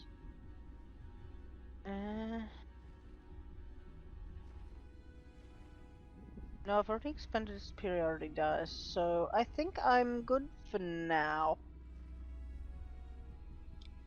We'll see if I get hit, but we're good for now. Yes. That brings us back to the top of the round with Derek. I actually made a small mistake before, but that's something I'm going to live with. Sure. I accidentally used inflict wounds at a second level spell, not a third level spell that I had intended. So Oh, well. that didn't happen in the ways I wanted to. It's still cool. For no apparent reason, let's see if 14 hits. If 12 hit, I suppose 14 will hit. Yeah. Let's see if this will do any number. So that's 34 damage of inflict wound. Oh. Once again, you hear that screeching pain sound of pain and nails on the chalkboard as Arthur's yes, that one. I can't make that one, but yes, as Arthur's form seemed to just blast with the force of this, and 2 poison damage. yeah, and given the scheme of things, 2 poison damage doesn't really add much, but I'm just saying. no, like his form seems to just the robes he's wearing just fly out, and you see the skeletal being underneath, like a combination of rotting flesh and bone just shatter and fall, and then the robes come back, and basically all that remains is the robes, the arms, and the head of this old man under the hood. Could we take his head as a tribute? I say we throw it. I say we throw it through the front door. I'm just saying, he specifically said a gift, and it needs to be a head. Well, actually, he actually said our heads, but I'm going to extrapolate and say that it needs to be a head, and it can be his head. The bear growls. You can assume that that's an agreement. Ooh, what was that? I also heard something. What was that? Oh, thank you so much for the follows. Who was that? Who we got? Who's just Oh, joined good the night, fray? Tony. Juicy burger.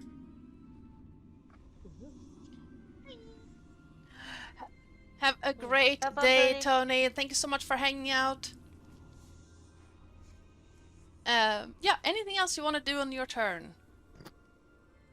I'm perfectly content where I'm standing. That's Shriek. Now let's see. Arthur needs to move away from Reese and Venny on his turn, right? Correct. I don't know if he needs to move away from me, but he does. I believe the frightened condition means that he has disadvantage on attacks against me. Yeah, because I do He need. cannot move. He can't. I think it's he can't move closer. Yes. Let me check. I also But know I that don't there's think he a... necessarily has to move. Oh, he has to move in any particular direction. A frightened creature has disadvantage on ability checks, attack rolls while the source of its fear is within line of sight. The creature can't willingly move closer to the source of its fear. Okay.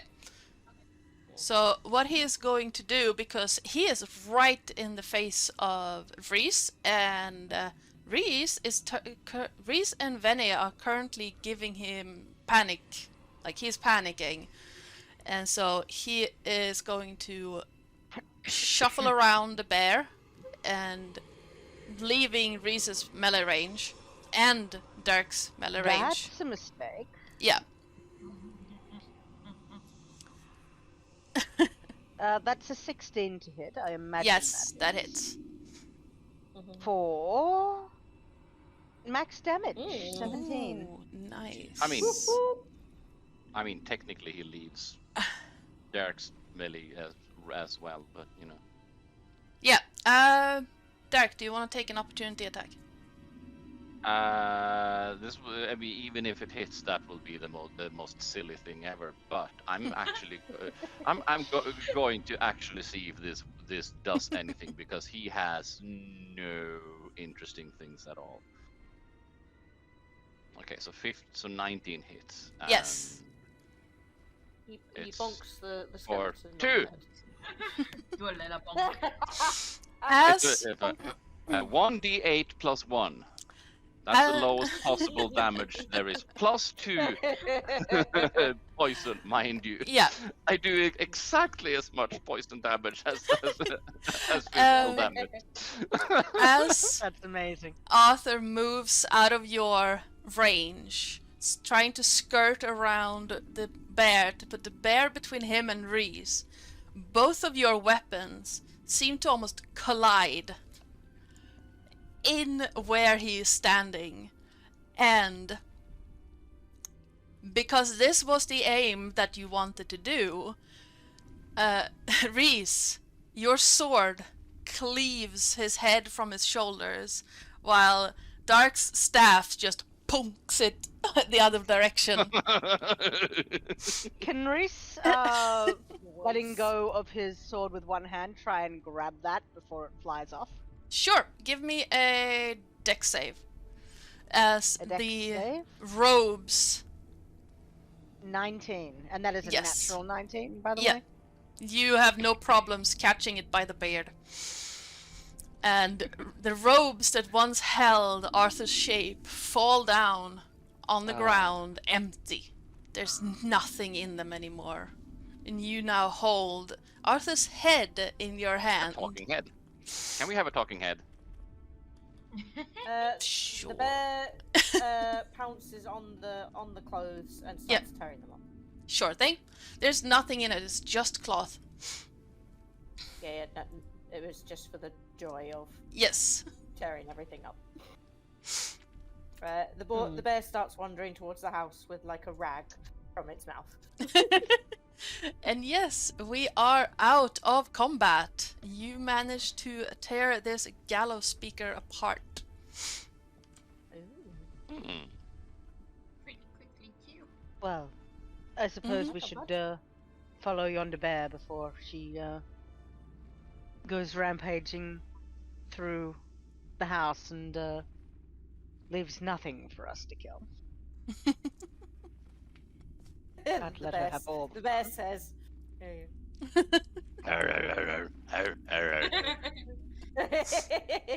pretty much."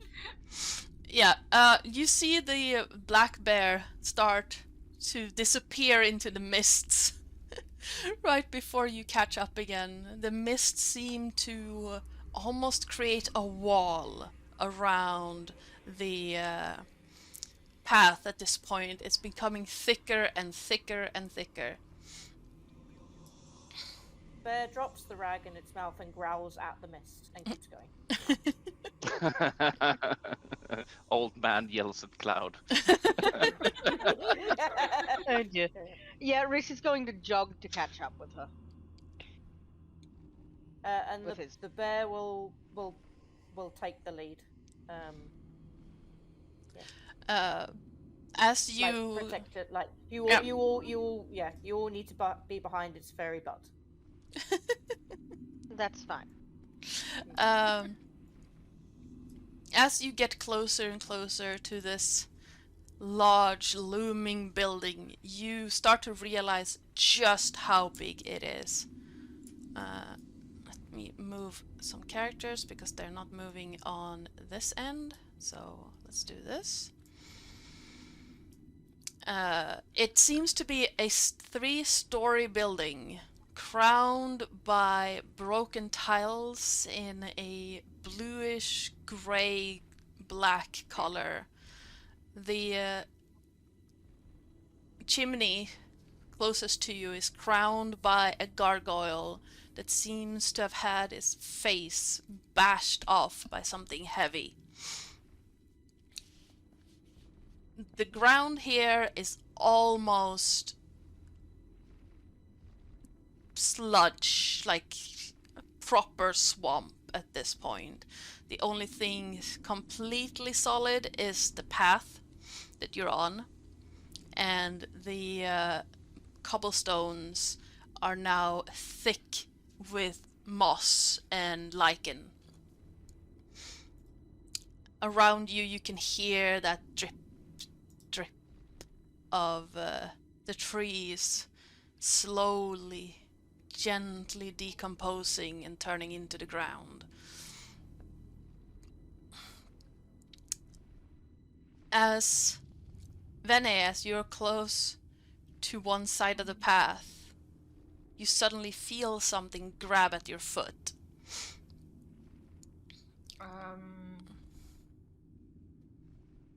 Misty step away.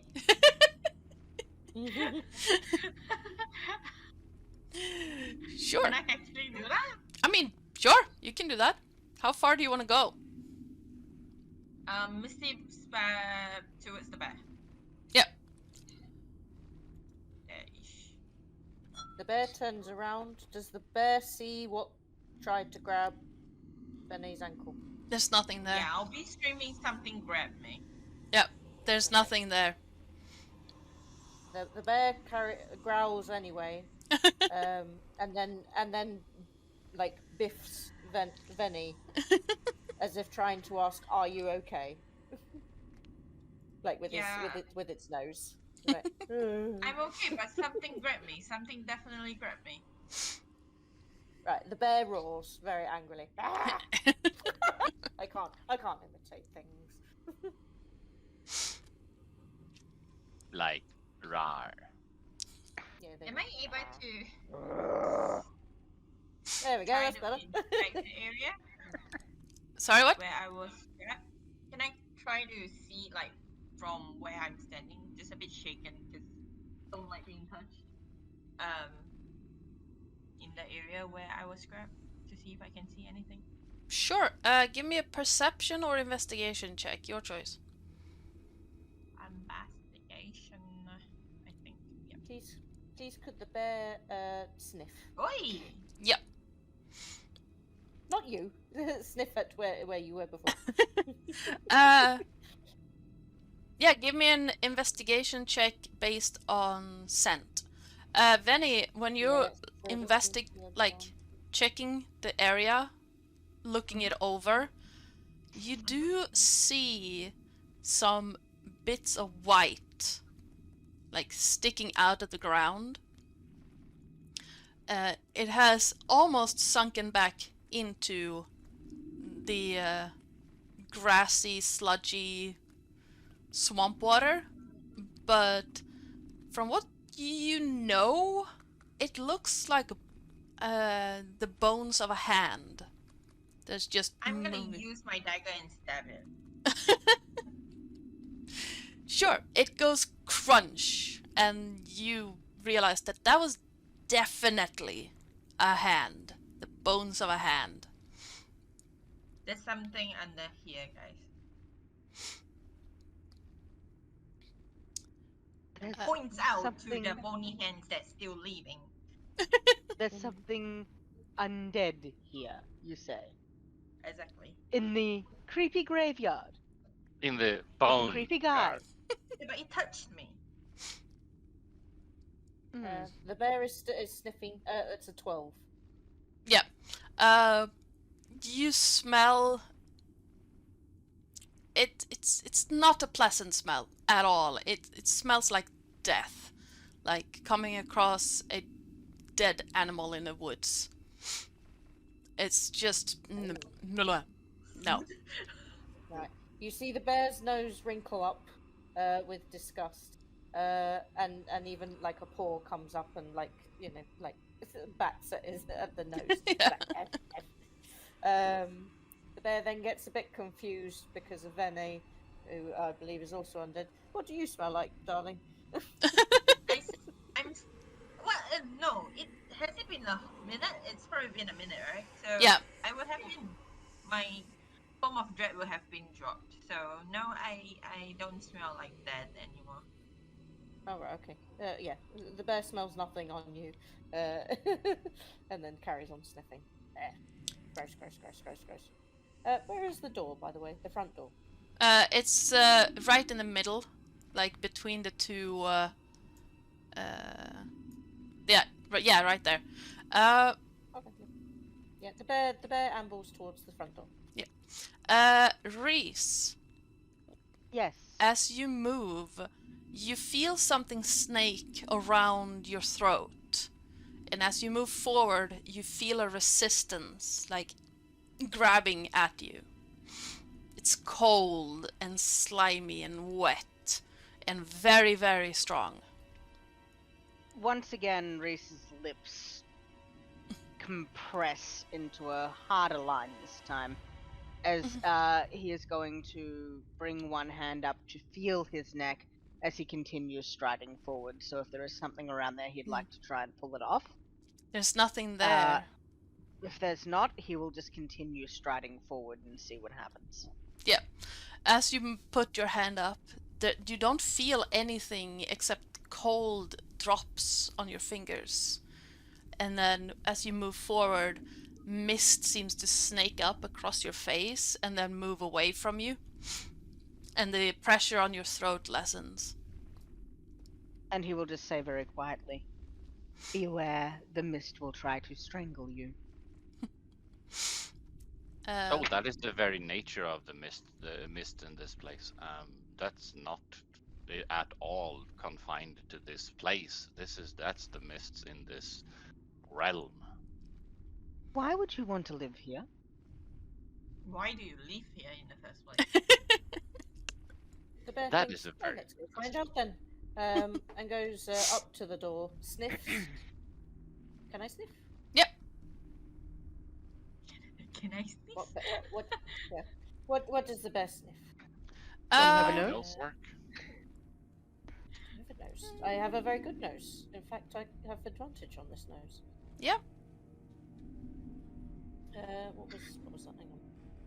Hang on. How many times did that roll? The nose knows. This is one. Ah, Come on, roll again. There we go. Thank you. Oh, it was almost a 20. Damn it. So 14, 17. Balls. Perception, sniffy test. Uh, The door smells of what? yes. The door smells like, wood in very, very damp areas that no one has taken the care to even attempt to dry out. Okay. And So it's old. yes, it's very old. There's also a faint hint of sulfur and ozone coming from the door. ozone. Yes. I mean, I understand why, but Yeah, that smell of like metal on metal when it grinds together. That smell. The bear, nose wrinkles up again, and then lifts a paw, great big claw, and goes to violently open the door. There we go. Give me an attack roll. Okay. violently open the door. Yeah. Oh, that should be. It'll be good. It's 15 plus 4, so 19. The door gives way under your paw, splintering every which way, and I need you to make a dex save. Oh, all right. As the bear, right? Mm-hmm. Well, that's a neutral. So this will be interesting. The bear does shit, as one would expect. That's a 4. Splinters fly all over you, and one is lodged in your ear, dealing 1 piercing damage. Oh no. Right. I know, if put I it rolled into for the shit. chat- Oh no. Right. Hang on. I'll put it in our little chat here. So bear HP is now. Oh, 18. if you've got that on your sheet as a wild shape in extras or wherever it goes, you can actually change the HP on the bear. Yeah. There's actually a What? Yeah. location for it if you've got a wild shape. I don't have it in extras. Okay. Okay. Cool. Well, that's fine. You'll need to show me that another time. Yeah. Absolutely. And Thank you. I need you to make a con save too, Oh, what? because you just got a Oh, bit well, of the bear has decent con. Yeah. you Has just got a decent bit of initiative. rotting wood lodged in your ear. Are you saying that I'm about to get an ear infection? That's a 9. Yeah, you're also poisoned with the poison no. condition. Oh, Actually the bear going to is say poisoned. before you did that, but she'd still probably be poisoned from it. Can Reese, because he's right behind her, sort of reach over and try and pluck the splinter out of the ear? Because I'm assuming that she's sort of got it flicked back and it looks painful. I mean, if the bear allows it. Yeah, he's going to rather confidently reach forward and not hesitate as he goes for the ear. If he gets bitten, he gets bitten. Give me a And then he's medicine going to check, try and- Reese is not a medicine man. just to see if you can get the whole thing out. That's 15. You manage to pull the whole splinter out, and leaving nothing behind. You're still gonna be poisoned a little, but not for long. It's not gonna last that long. Well, Does let's he get bitten? Mhm. Hang on, let me. Okay, I'll get the notes up for poisons. Here we go. Oh, what? Oh. Okay. Yep. No. So, Bear are is you going to rendered bite him, or is thoroughly it fine? useless. The bear just kind of goes.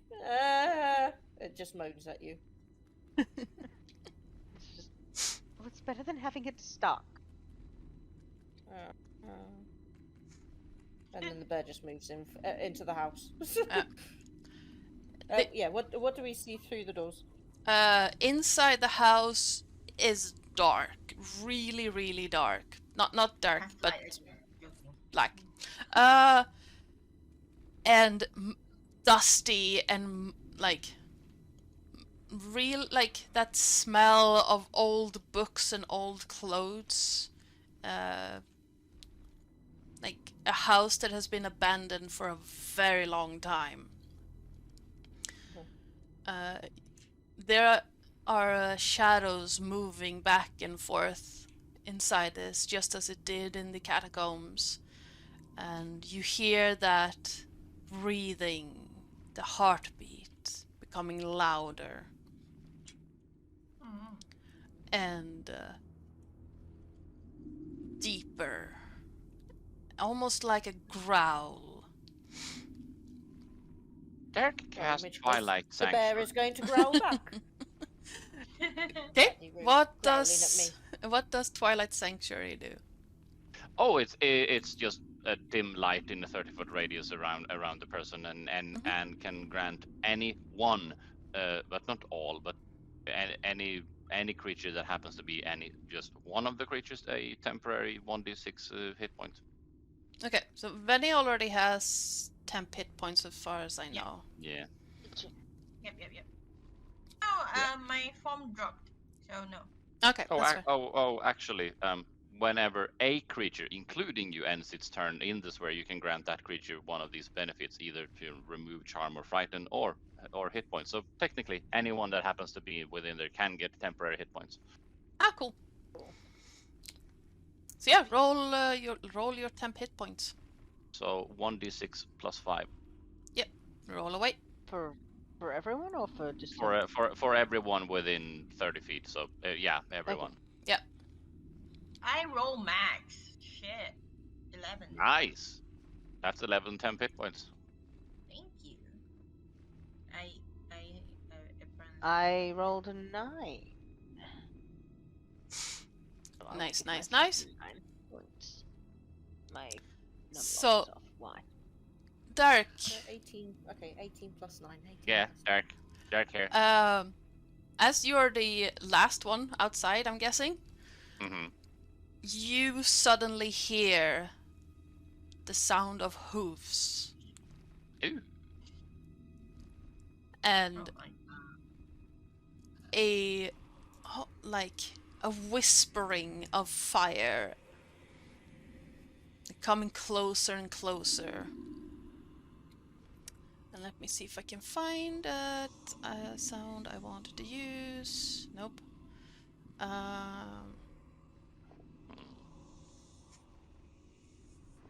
have it here somewhere. Come on.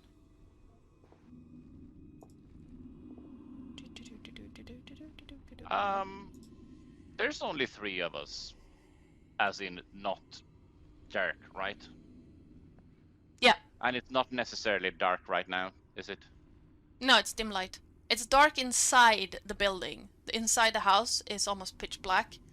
Yeah. So he will also share his eyes of night. You can up to 3 willing creatures that you can see within, so and so, lasting for an hour. So yeah, Nice. enjoy your 300 feet of night vision for a while.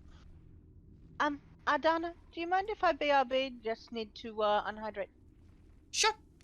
I mean, if we want, we can take a quick Okay, 5-minute breather right Yep, here. yep. Then I can get some water. For 2.5 hours.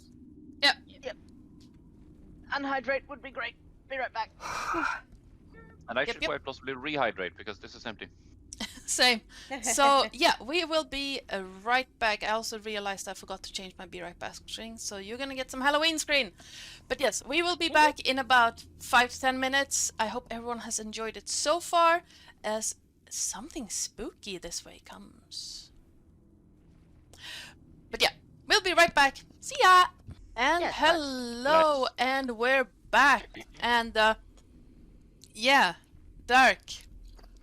You suddenly hear the sound of hoofs against stone.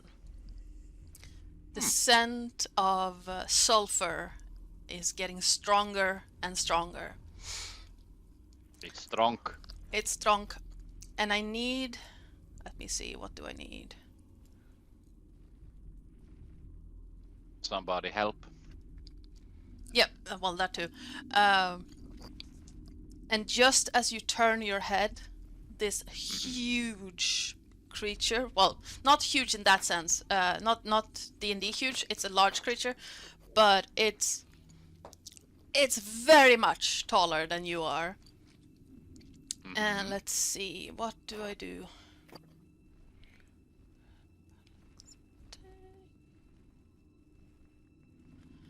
$18. Does that hit? Meat. Okay. So, as you turn around to look, this large centaur is barreling down on you, great axe lifted, and just swipes down towards you. And, let's see. Cat! I mean, AC 18 is nice. It doesn't cover everything, but it's nice. Yeah, so I need 1, 2. I don't have enough D8s. Do you need more d8s? That doesn't. No, I'm good. I'm good. You I'm sure? good. I'll just roll twice. It's fine. I have a cat sitting on my dice tray, so How rude. so This is why I use first- digital. So it's a one-handed attack. So of course I rolled minimum, so you take 4 slashing damage and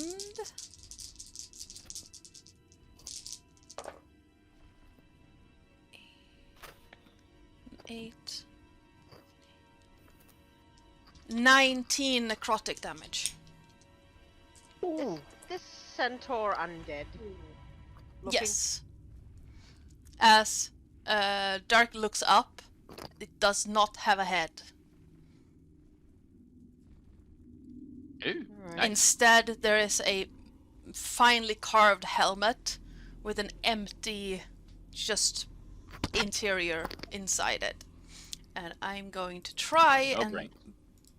bring up an image of this thing, but there's, like I said, there's a cat sitting on my everything right now, so... I'm going to assume we're rolling for initiative. Yes. And with that surprise attack, yes, you are rolling for initiative. Because, yeah, you would have heard, everyone would have heard that clanking. That's a 10. And I'm going for to... fuck's sake. I feel like D&D hates me today with the D&D Beyond hates me with the roll. Vinny is going to have a super slow day. Yeah. You know that kid at the back of the class. Oh, where are we going? Yeah, that's me. Yeah, distracted. And for chat's benefit, I'm going to bring up an image of this character, courtesy of Hero Forge. Well, I say courtesy. I made it in Hero Forge. No, cat. Those are my dice. Get the cat's dice now. Everything belongs to the cat. Yes, I'm gonna put definitely. it there, and like so.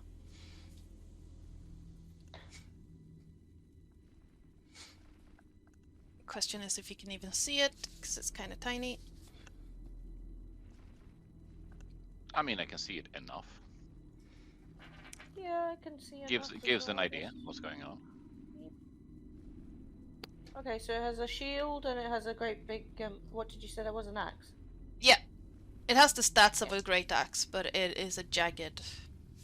Okay, right. A Sword. bladed thing on the end of a. Yeah. Yeah. Okay. Good. And yeah, it's a centaur wrapped in a faded, chipped armor and ornate helmet with nothing inside it. And yeah, completely black and gray centaur that has just knocked into Dark. And yeah, I'm going to do this, and it keeps running through because this particular attack does not provoke an opportunity. It's part of the legendary actions this Dullahan has. Legendary action. Yep. Oh, fuck me.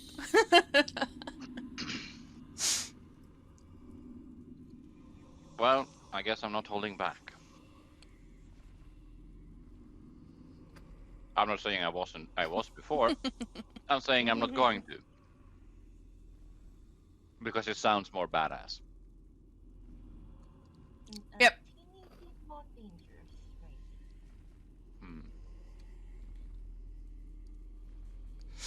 Are you out to kill us this time? Because What? of the stunts we pull in our other games? I told you it was... Oops, that's not what I wanted to do. I told you I was going to make it more difficult. you were. But yeah, so the Dullahan is last in initiative, so you know that was a surprise round. So we're back at the top of the round. Slower than me? With a 4? Yeah, it rolled a 3. Oh. So yeah, it's last in the initiative order. But yeah, Yuki, you're up first. Right, the bear turns its head, like what's it doing? Kind of, still like batting its ear a little bit because of the infection. Sees this thing, roars, and immediately goes for it. And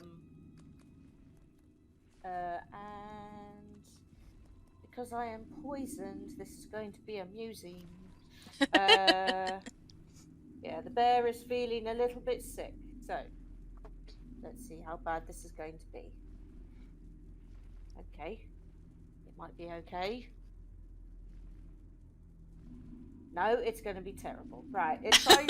The bear tries to bite, but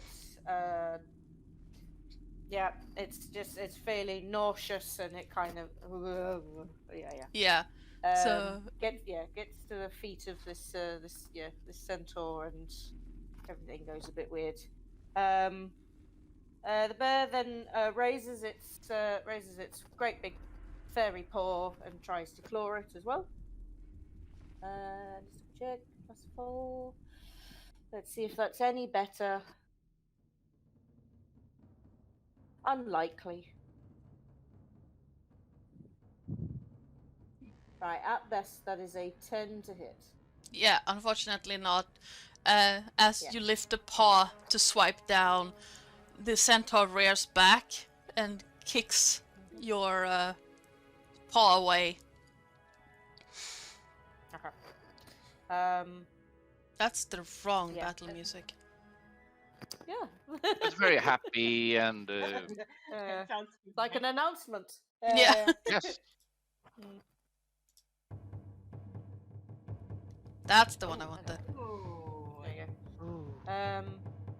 you go. Thoroughly annoyed with itself, the bear growls up at the headless centaur and just kind of edges itself so that it's the bear is between it and all of you. Yep. Because as far as the bear is concerned, this is the only thing that it can do now. Just take the hit. Yep. Derek, it's your turn. Oh fuck already. I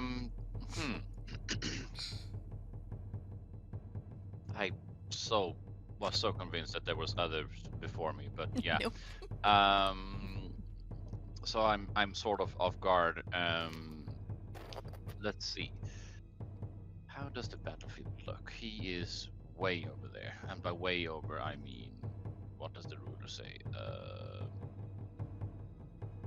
Should be about 10 feet. Yeah.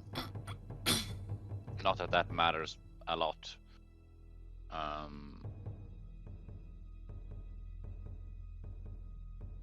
But yeah,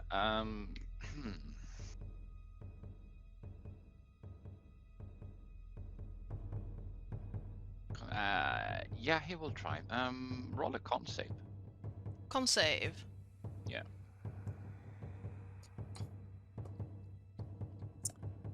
Meter beat is 14.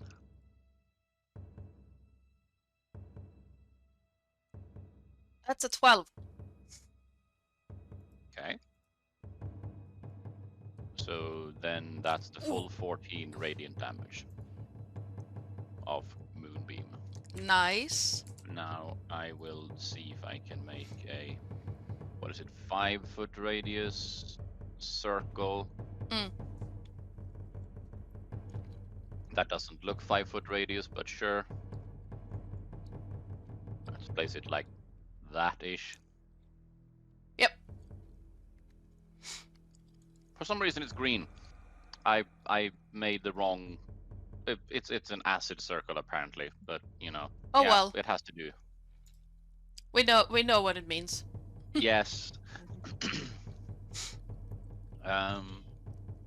But yes, let's start with that.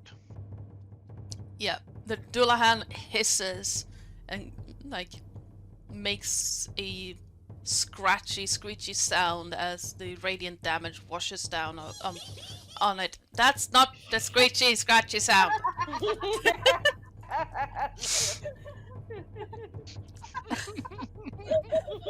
Reese, you're up, and Vene is after that. Okay, Reese is going to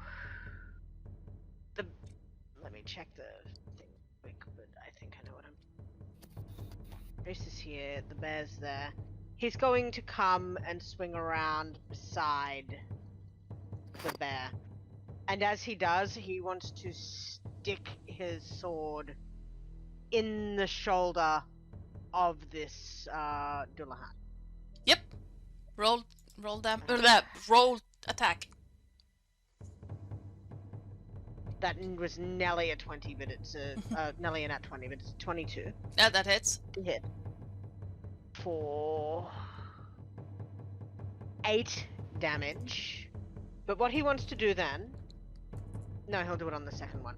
So he strikes it in, and then he wants to sort of push it up. So it will still be an attack, but he wants to push the sword up while it's stuck in. Yep. Toward the so he's got it in the shoulder.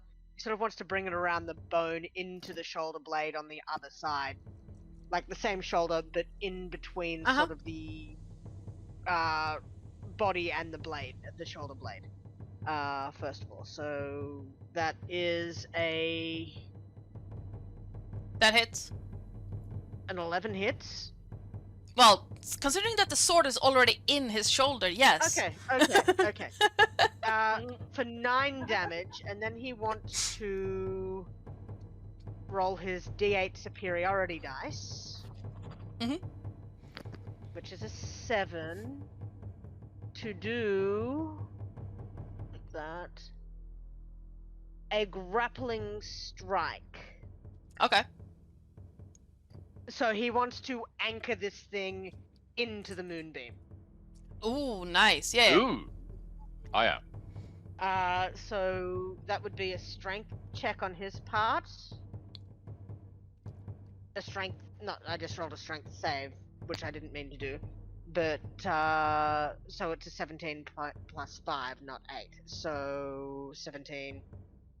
23. 22. 23. 22 Yeah. plus the 7. So a 29 strength Ooh, check. yeah. He'll have to beat. Yeah, he doesn't beat it. That's an 18. Yeah, he has dug his heels in and he is holding this thing into the moonbeam. And that is his move right now. Nice. The Dullahan shrieks. And yeah, I lowered the DC or his AC because the sword was already in his shoulder. So it was more of a matter of would it get pinched by the armor. Right. Excellent. So I lowered the DC or the AC by a lot. Because it was already in there, you just pushed it through. It's not like you pulled it out and swung again. Yeah, so he is holding this thing in with his sword as a grapple. Yep. Basically. Yep. Just trying to pin it in the moonbeam for as long as he possibly can. Nice. That's his plan. Vene, your turn. You see her do the thing again, but this time it seems like there's a lot more aura going around her. And instead of using it as a bonus action for Form of Dread, I use the Necrotic Shroud. Actually, before I do that, I'm gonna move closer to. Oops. That's.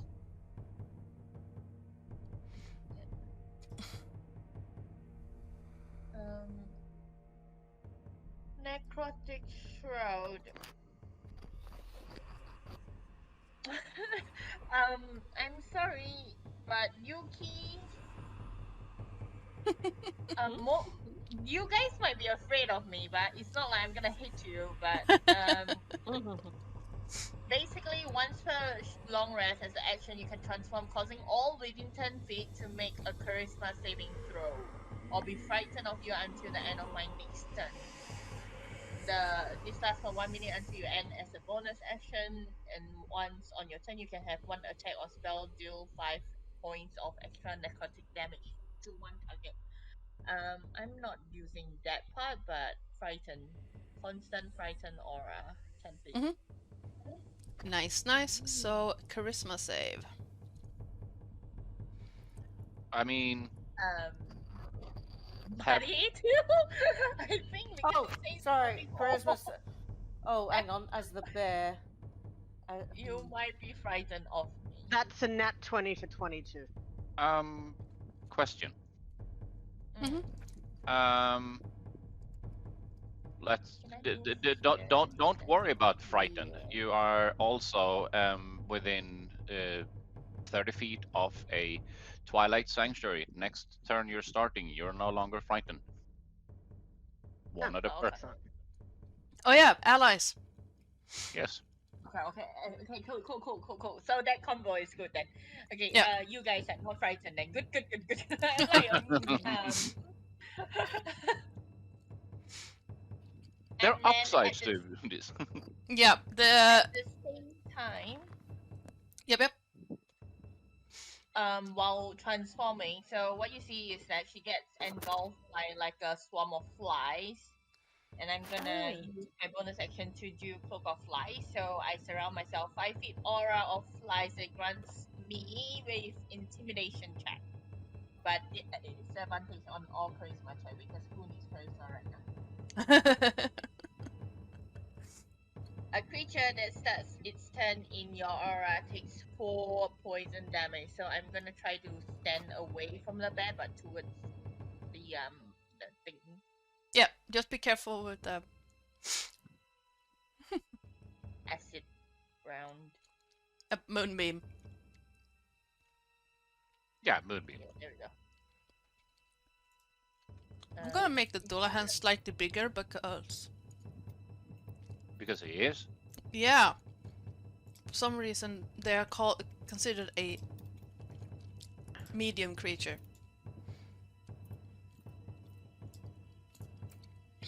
That's okay. Then I can stand here then instead. Yeah. So I'm not, so Maddie, you're not in the flies, I don't think. You're not. No, you wouldn't be. Yeah. So, because this is based on a centaur, and centaurs as monsters are large creatures, this Dullahan is large. Yeah. Okay. So we yeah. I have things flying around me. And Okay. the whole aura that's just around me right now. Nice. Anything else you want to do on the turn? You did action, bonus action, and movement. No, I did all 3 already. Yep. Then This is my flies, and then this is my. For fuck's sake, what did I do? frightening aura. And this is the frighten aura. Yeah. Yeah. There we go. Oh Okay. shit.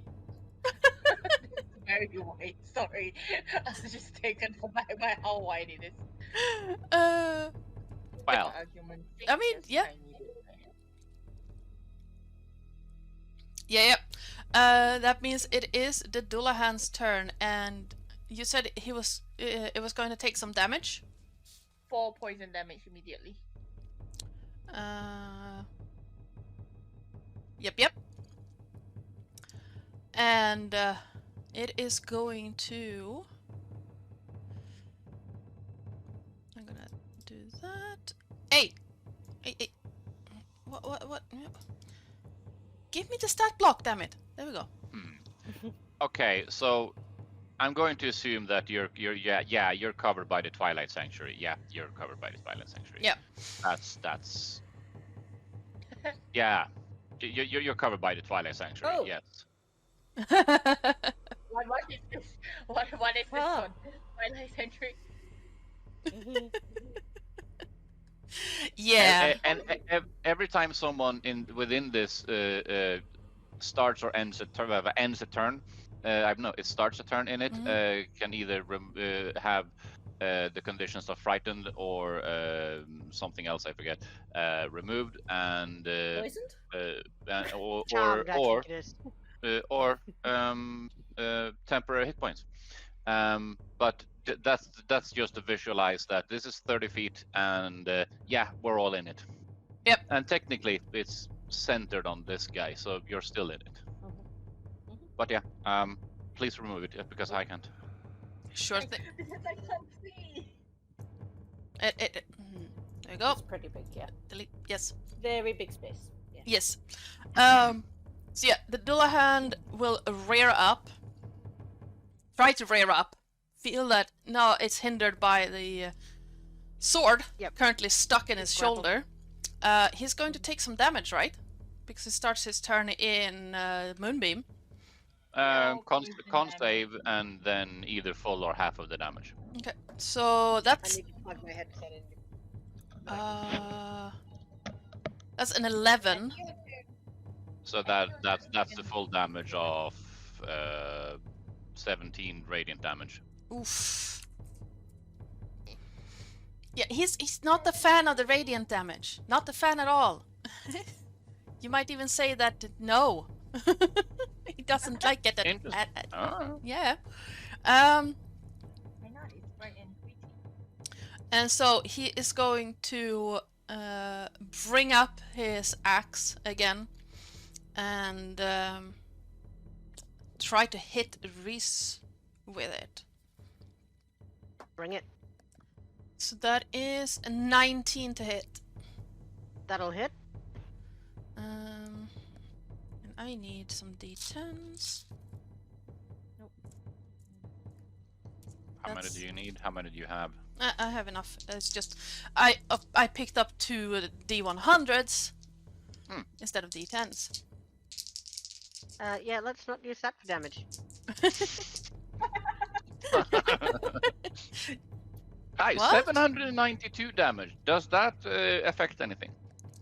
So you're gonna take 9 slashing damage. And No, I'm not though. But continue. But no, I'm not. and 14 necrotic damage. Okay. So as he hits me with the axe, as he hits Reese with the axe, anybody who is watching the attack hit will see Reese close his eyes and tense as the axe, while it still hits and does damage, does less than you'd think by 1d12 plus 3. So 5, so 8 damage off. So what is all the damage total aside from that? 1 slashing damage and 13? Did I say? I think I said 13 necrotic. Yeah. So 14 damage all up. Yep. Do I still have temp hit points? No. Well, you would have, so remove 9 temp hit points, and then the rest is your hit points. Yep. So, yeah, that did a total of 5 actual damage to me. Yep. And, yeah, as this happens, he goes rigid for a second, takes the hit. The blade, I think, sort of slides off, leaving a mark as he looks up and just gives him a little cheeky smile with those little perfect teeth and a wink. This goes. The Dullahan then brings his arm back and swings it out again towards Reese for his second attack, which is going to be a... I only have one reaction. 11 to hit. Doesn't hit. Yeah. he overestimates like his swing, and it basically pings off your armor without actually doing anything. And which Excellent. can he do anything else? No. So Yuki, you're up. Okay.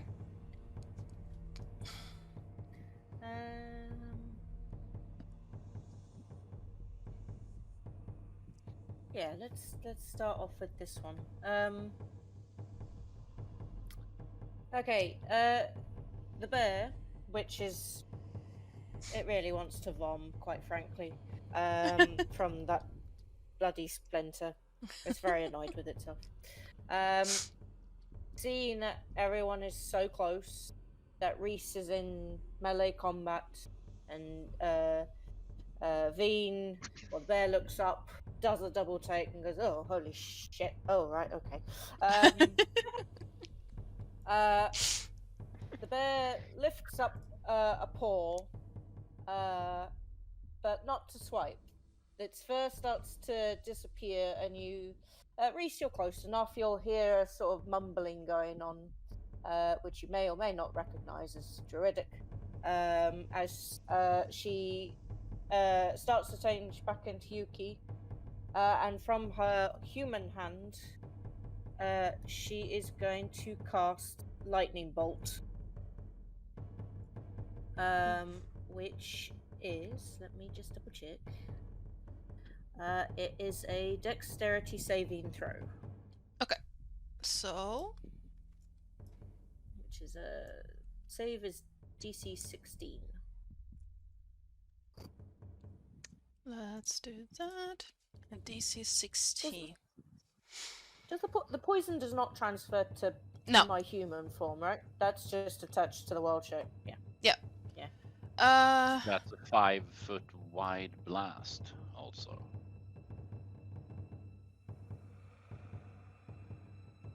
So that should be just straight from me to, there you go. Just, yeah, boom. Yeah, the centaur covers a 10-foot area, so you can center it on the thing. So That makes sense. that is a 16. Damn it. Well, it passes, but it's still going to take half of. Yep. Oh, what did we get?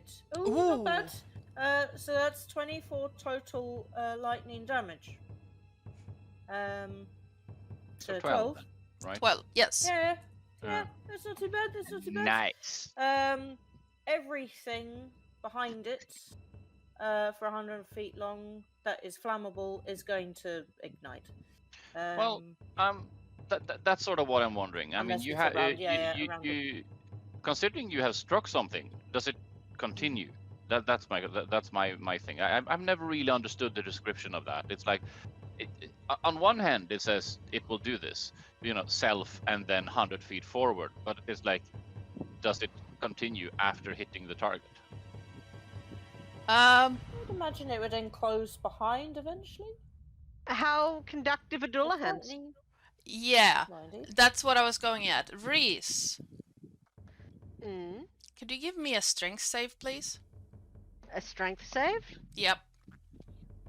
What's the DC? Because that's a 17. The DC was 16 because that's the DC for Yuki's thing. You will not be launched off the Dullahan as it rears back in pain. You manage to hang on to the sword and still anchor it, but considering it has a big massive sword that you've just jabbed into it, and Yuki just sent electricity through it, you could have been thrown yeah. off. I could have, yes. Yes. Apologies. Her intelligence is not great, I'm afraid. But you managed to hang on, even though your hair is now standing on end. It's not perfectly combed anymore, and you're feeling a no. little bit twitchy. Oh no. He is not happy. Yuki rather confidently just says, "Sorry about that." Oh, don't mention it. Please. It's like.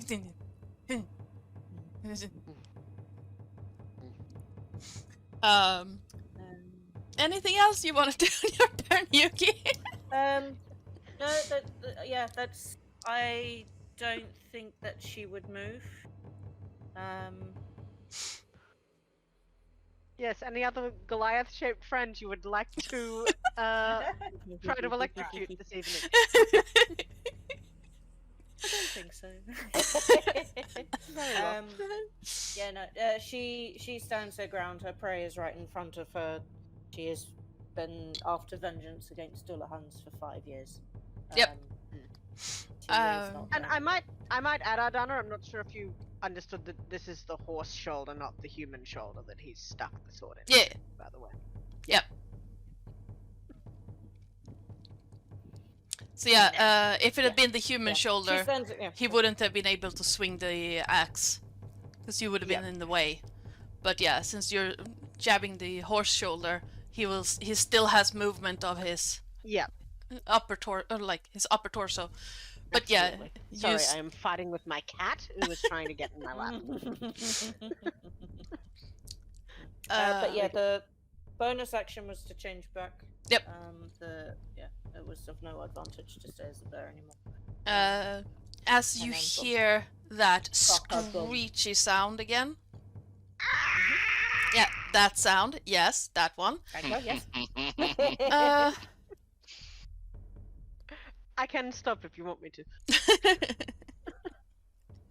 No,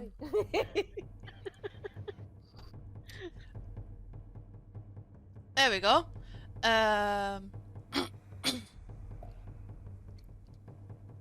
There we go.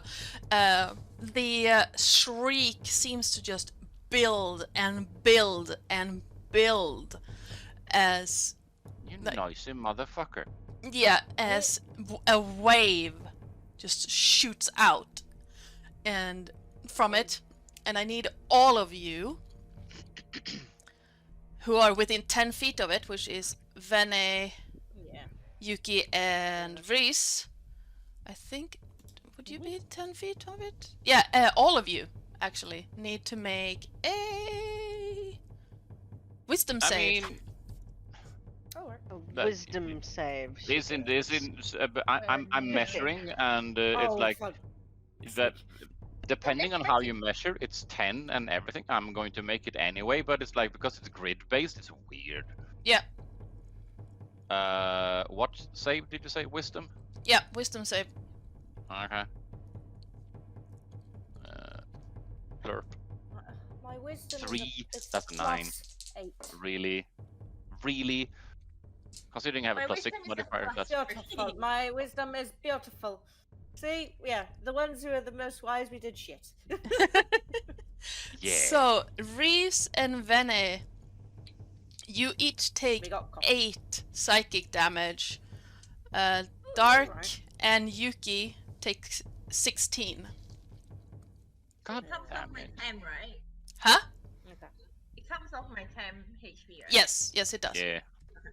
So... Oh yeah, the temp... Yeah. When does the temp HP begin again? By the start, it's one of those, if you're having it, you're having it. Next time you start within the... So it will last for the Twilight Sanctuary will last one more turn, so next turn you can reapply 1d6 plus 5 hit points. If you want. I should have got it on my last turn. No, you... Yeah. But didn't it remove the frightened on her? Yeah, I mean, it will do either or. Yeah. Also, Moonbeam is a concentration spell, right? Yes. So you need to make a con save. Sure. That's 21. No issues keeping you concentrated, even though you just got blasted by a psychic scream. Cat, shush. And it is Dark's turn. Get your butt off my head. Sorry.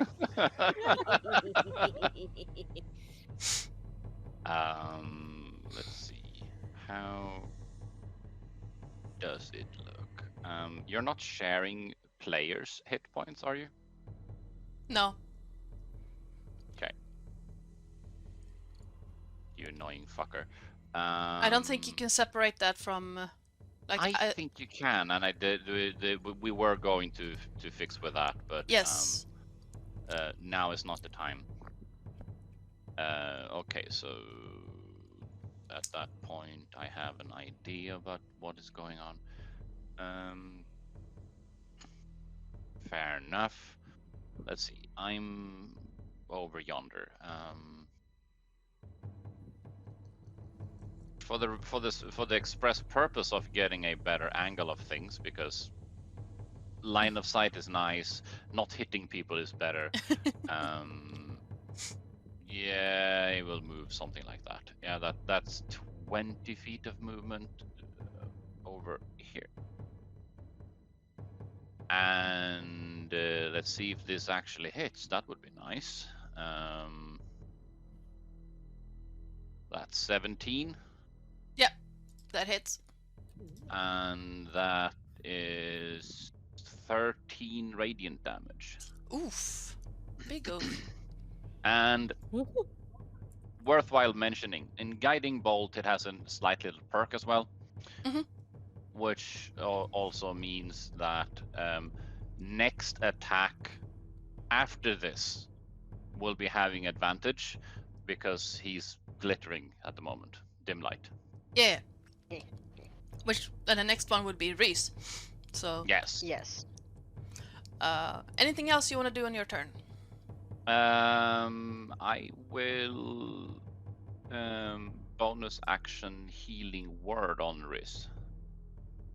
Thank you.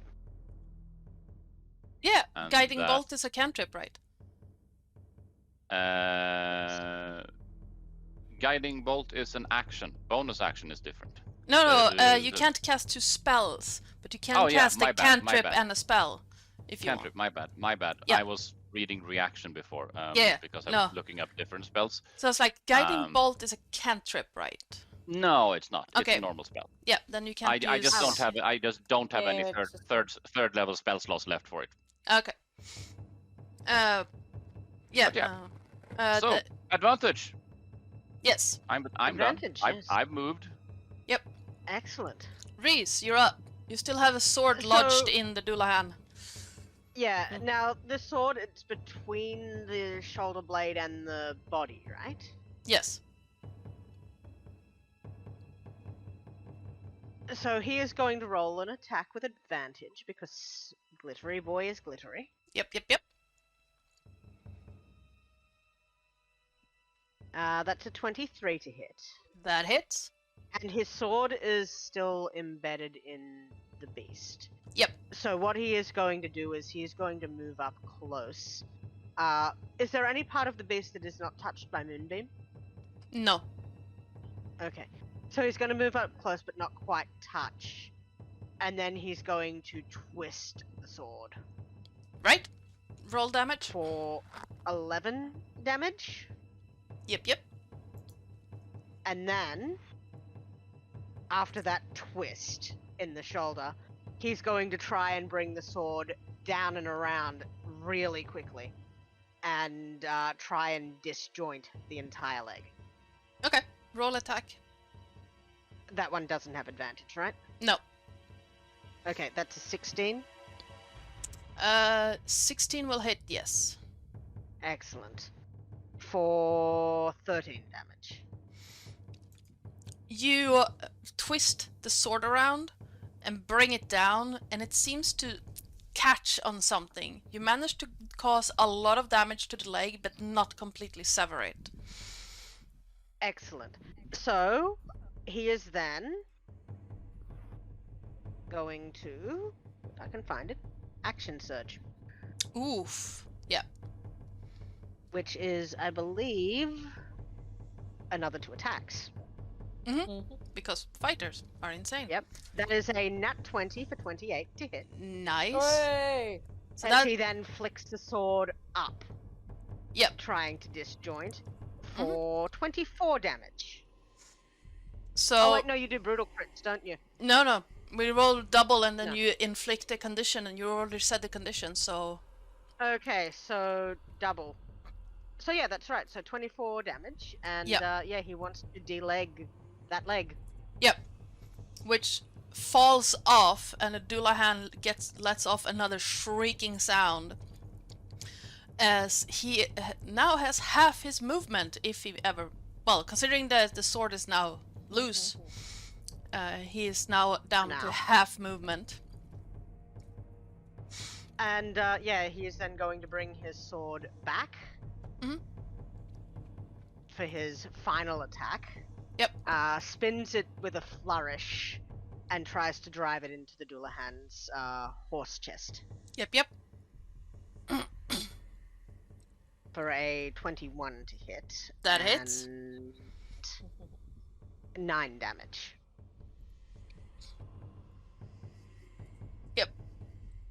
You And then- hear Yep. Yep, and then he's just going to just slightly smile at the Doulahan. The Doulahan lets off another one of those shrieks as his form seems to warp and change and morph. It twists, and you see these tendrils shoot out towards Reese, towards Yuki, and towards Vene. At the end of them, suddenly eyes open up as the edges turn into skulls, and these 3 skulls just detach and launch themselves at Vene, Yuki, and Reese. And I need you all to make no, that's a attack roll actually. So we are going to make attacks.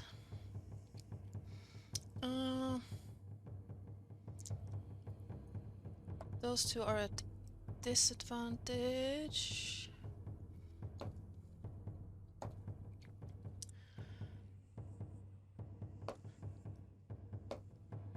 So, Vene, that's a nat 20 to hit Oof.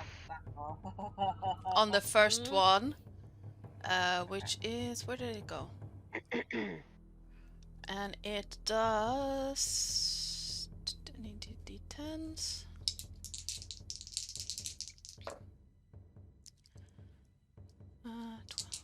It's bad when you have when the DM says, "Oh, I'm rolling damage. I don't have enough d10s."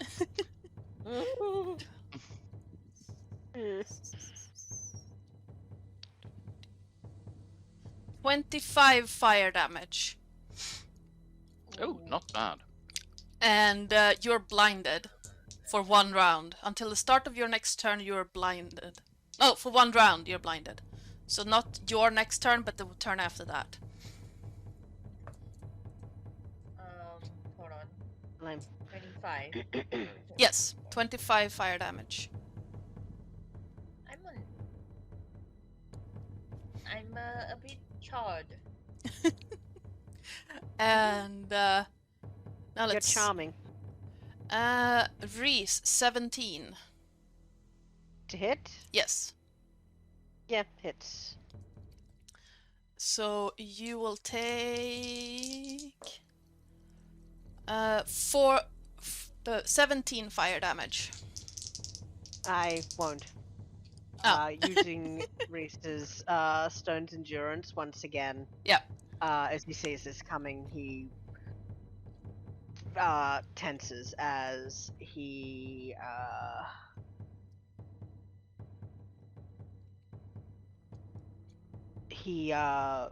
deflects 13 of that damage. You tanky Very fucker. effective. Nope.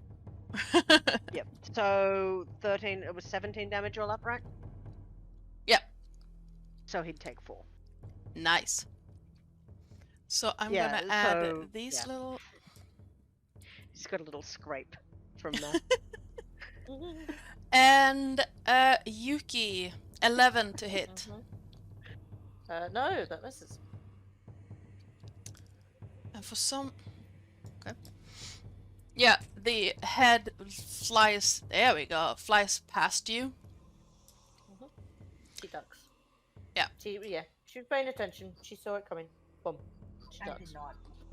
So this one is over here. I did not. There we go. And I'm gonna add these one to the combat trackers.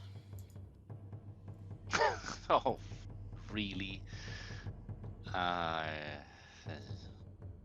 It's a lot of Gee, marks that's appearing thanks. now. And yeah, you Reese, Yes, anything else you want to do on your turn? Because that was a legendary action. Well, Oh, that mythic was- action because it took a lot of damage. that was my turn. Vene, Yeah. No, I don't think I want to do anything else. Yeah, I'm good. Yep. Vene, you're up and you're blinded. Yep, okay, so because I can't see, I'm gonna let my fly kind of do the job. Mhm. Flies are gonna move away from me and momentary engulf him. Yep. And I'm gonna cast poison spray. Nice. So a poof of gas. Con save of 15. Yeah. Hey, who did that? That's a 6, so he fails. Yes, so that will be a 12 damage, poison damage, and then on top of that, I don't know if necrotic's gonna heal him or not, but I'm gonna try and we'll see what happens. So an additional 5 necrotic damage due to the necrotic shroud. How do you want to do it? Ah. The fly's kinda. So he doesn't have a head, right? No, he doesn't. Is there a hole in the neck that the flies can enter from? Yep. It's gonna Oh, go in God. and then yeah, the flies is gonna eat him inside out. Nice. Um, Not nice, but nice. as that And happens, then you see him kind of melt out and fly starts pouring out again. as that happens, I need everyone to make a dex save. Oh. God. But I'm not good at Dex. Oh. Oh, that's a I'm 19. good at Maybe I Dex. am good at Dex. That's I 3. critted. So, who got higher than 15? Me. Not me. Let me check. I have the log. I'm dumb. Yeah, you should read that. So Yuki did cartwheels and shit.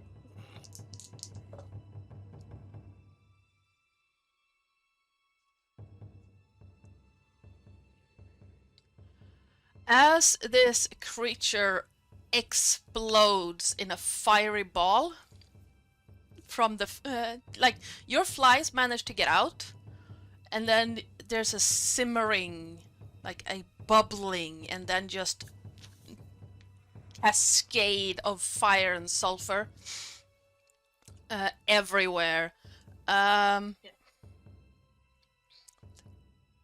Yuki and Reese, you each take 15 fire damage, Oh, I'm gonna fucking die. while Dead. let me check something. No, you're fine. While Define fine. Dark and Vene, you each take 31 fire damage. Yeah, I'm dead. Oof. I'm dead. I'm dead. No, you're not dead. You have 38. I'm like, yeah, I'm down. Yeah, I'm down. I'm on death saves. I'm on death saves. Yeah. I have cure wounds. Will that help? I imagine so.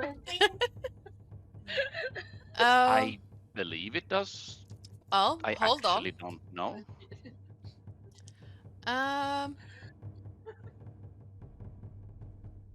There we Have go. healing spirit as well. Who I've got a couple. Yeah, it was Venne's turn, so Dullahan has exploded, which means we're back at the top of the round with where did it go? Heads. Oh, we got Yes. heads. Yeah. Bloody heads. One of the death heads is going to turn around and streak straight for Yuki, while the other two are headed for Reese. And let's see.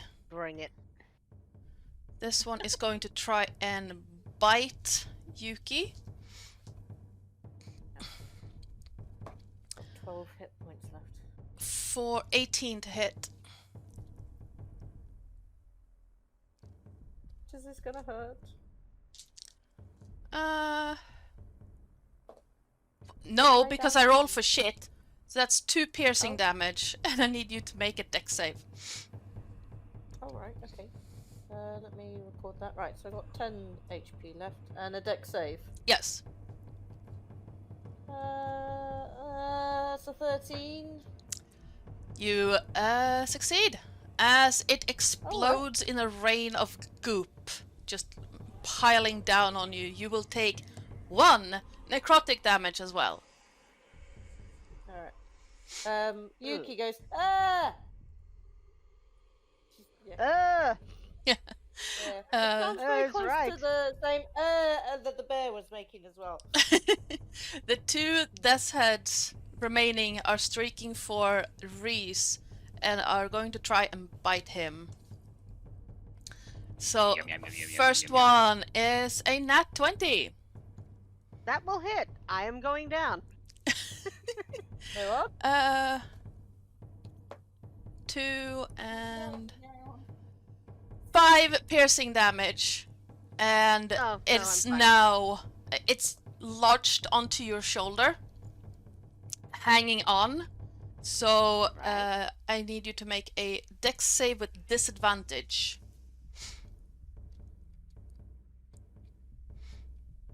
16. You succeed, and as it explodes in a pile of goop, you take 3 necrotic damage as well.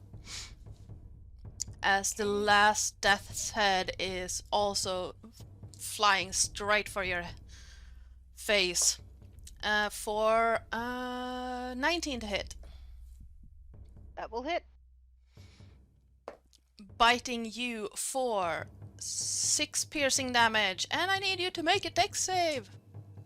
A regular one this time. 6 piercing damage. Yes. I'm on 4 hit points, so do I have a reaction left at this point? Because we're It's back an- at the it- top of the order, right? You have a reaction. You around? Yeah. So I would like to attempt to negate that with my final stone's endurance, Sure. which is I rolled a 1 plus 3 is 4. Mhm. And it did 6, so I'm just going to take 4 hit points back. Just trying to stay up, and a dex save. You wanted just a normal? Yep.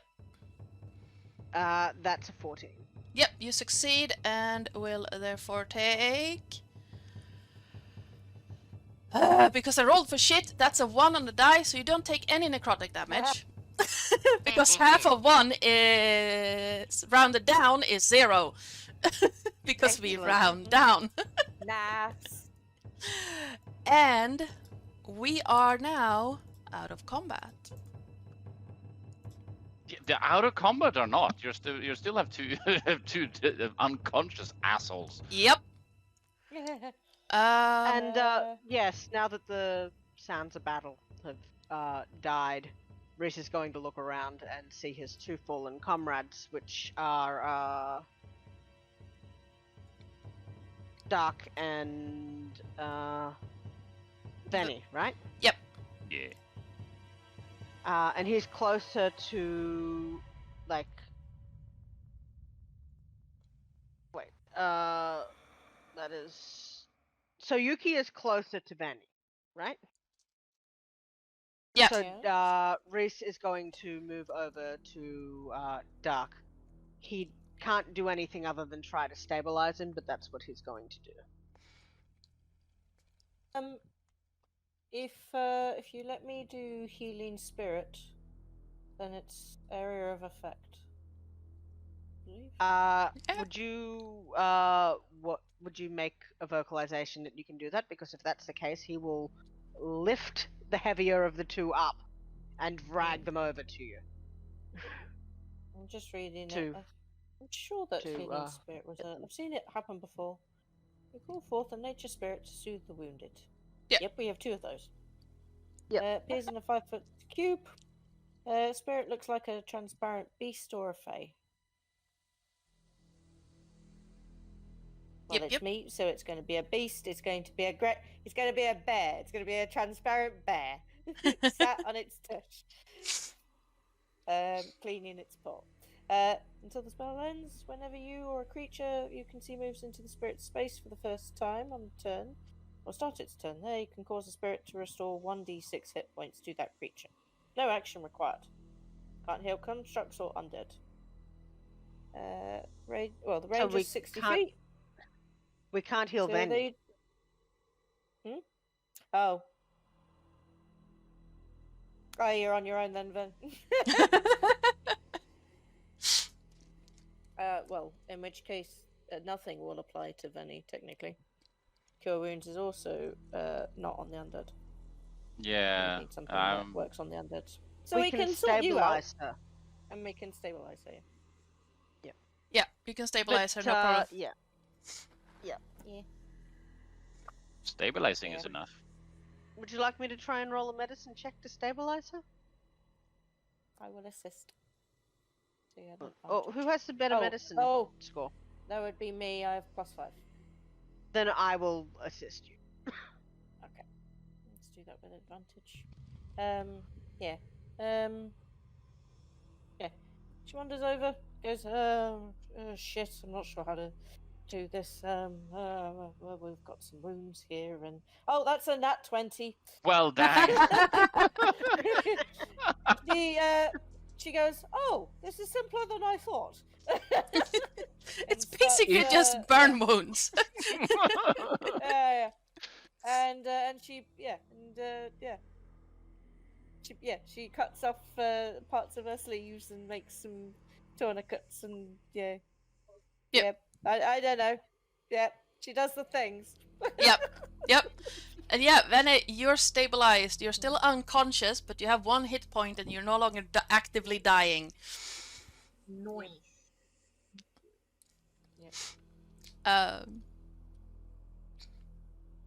The area is still, full Did of... we do things to Dark yet, or did we No. not? Well, you were carried over as far as I know. Yeah, maybe. I would carry you over. For sure. For healing. Whatever Or kind of for healing you want to do. healing- Yeah, in which case there'll be a cure wounds. I've still got a 3rd level slot. So And while you we'll were do that. curing his wounds, Reese is just going to take a breather, literally, and get his second wind. Well, dang. Nice. 18.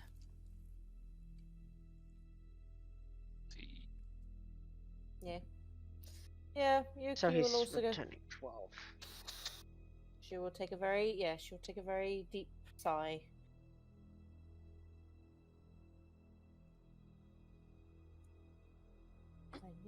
Now,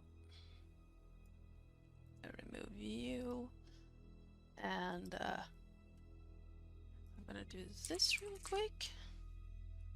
I'm gonna do this real And then quick. this is probably No, when you that's- tell us that, but the real Dullahan that you were after, he comes down the corner. Dark, Yes, sir. next time we go somewhere Uh-huh. to visit, let's make it my realm. Well, we weren't really at my place. We were at all kinds That's- of bad places.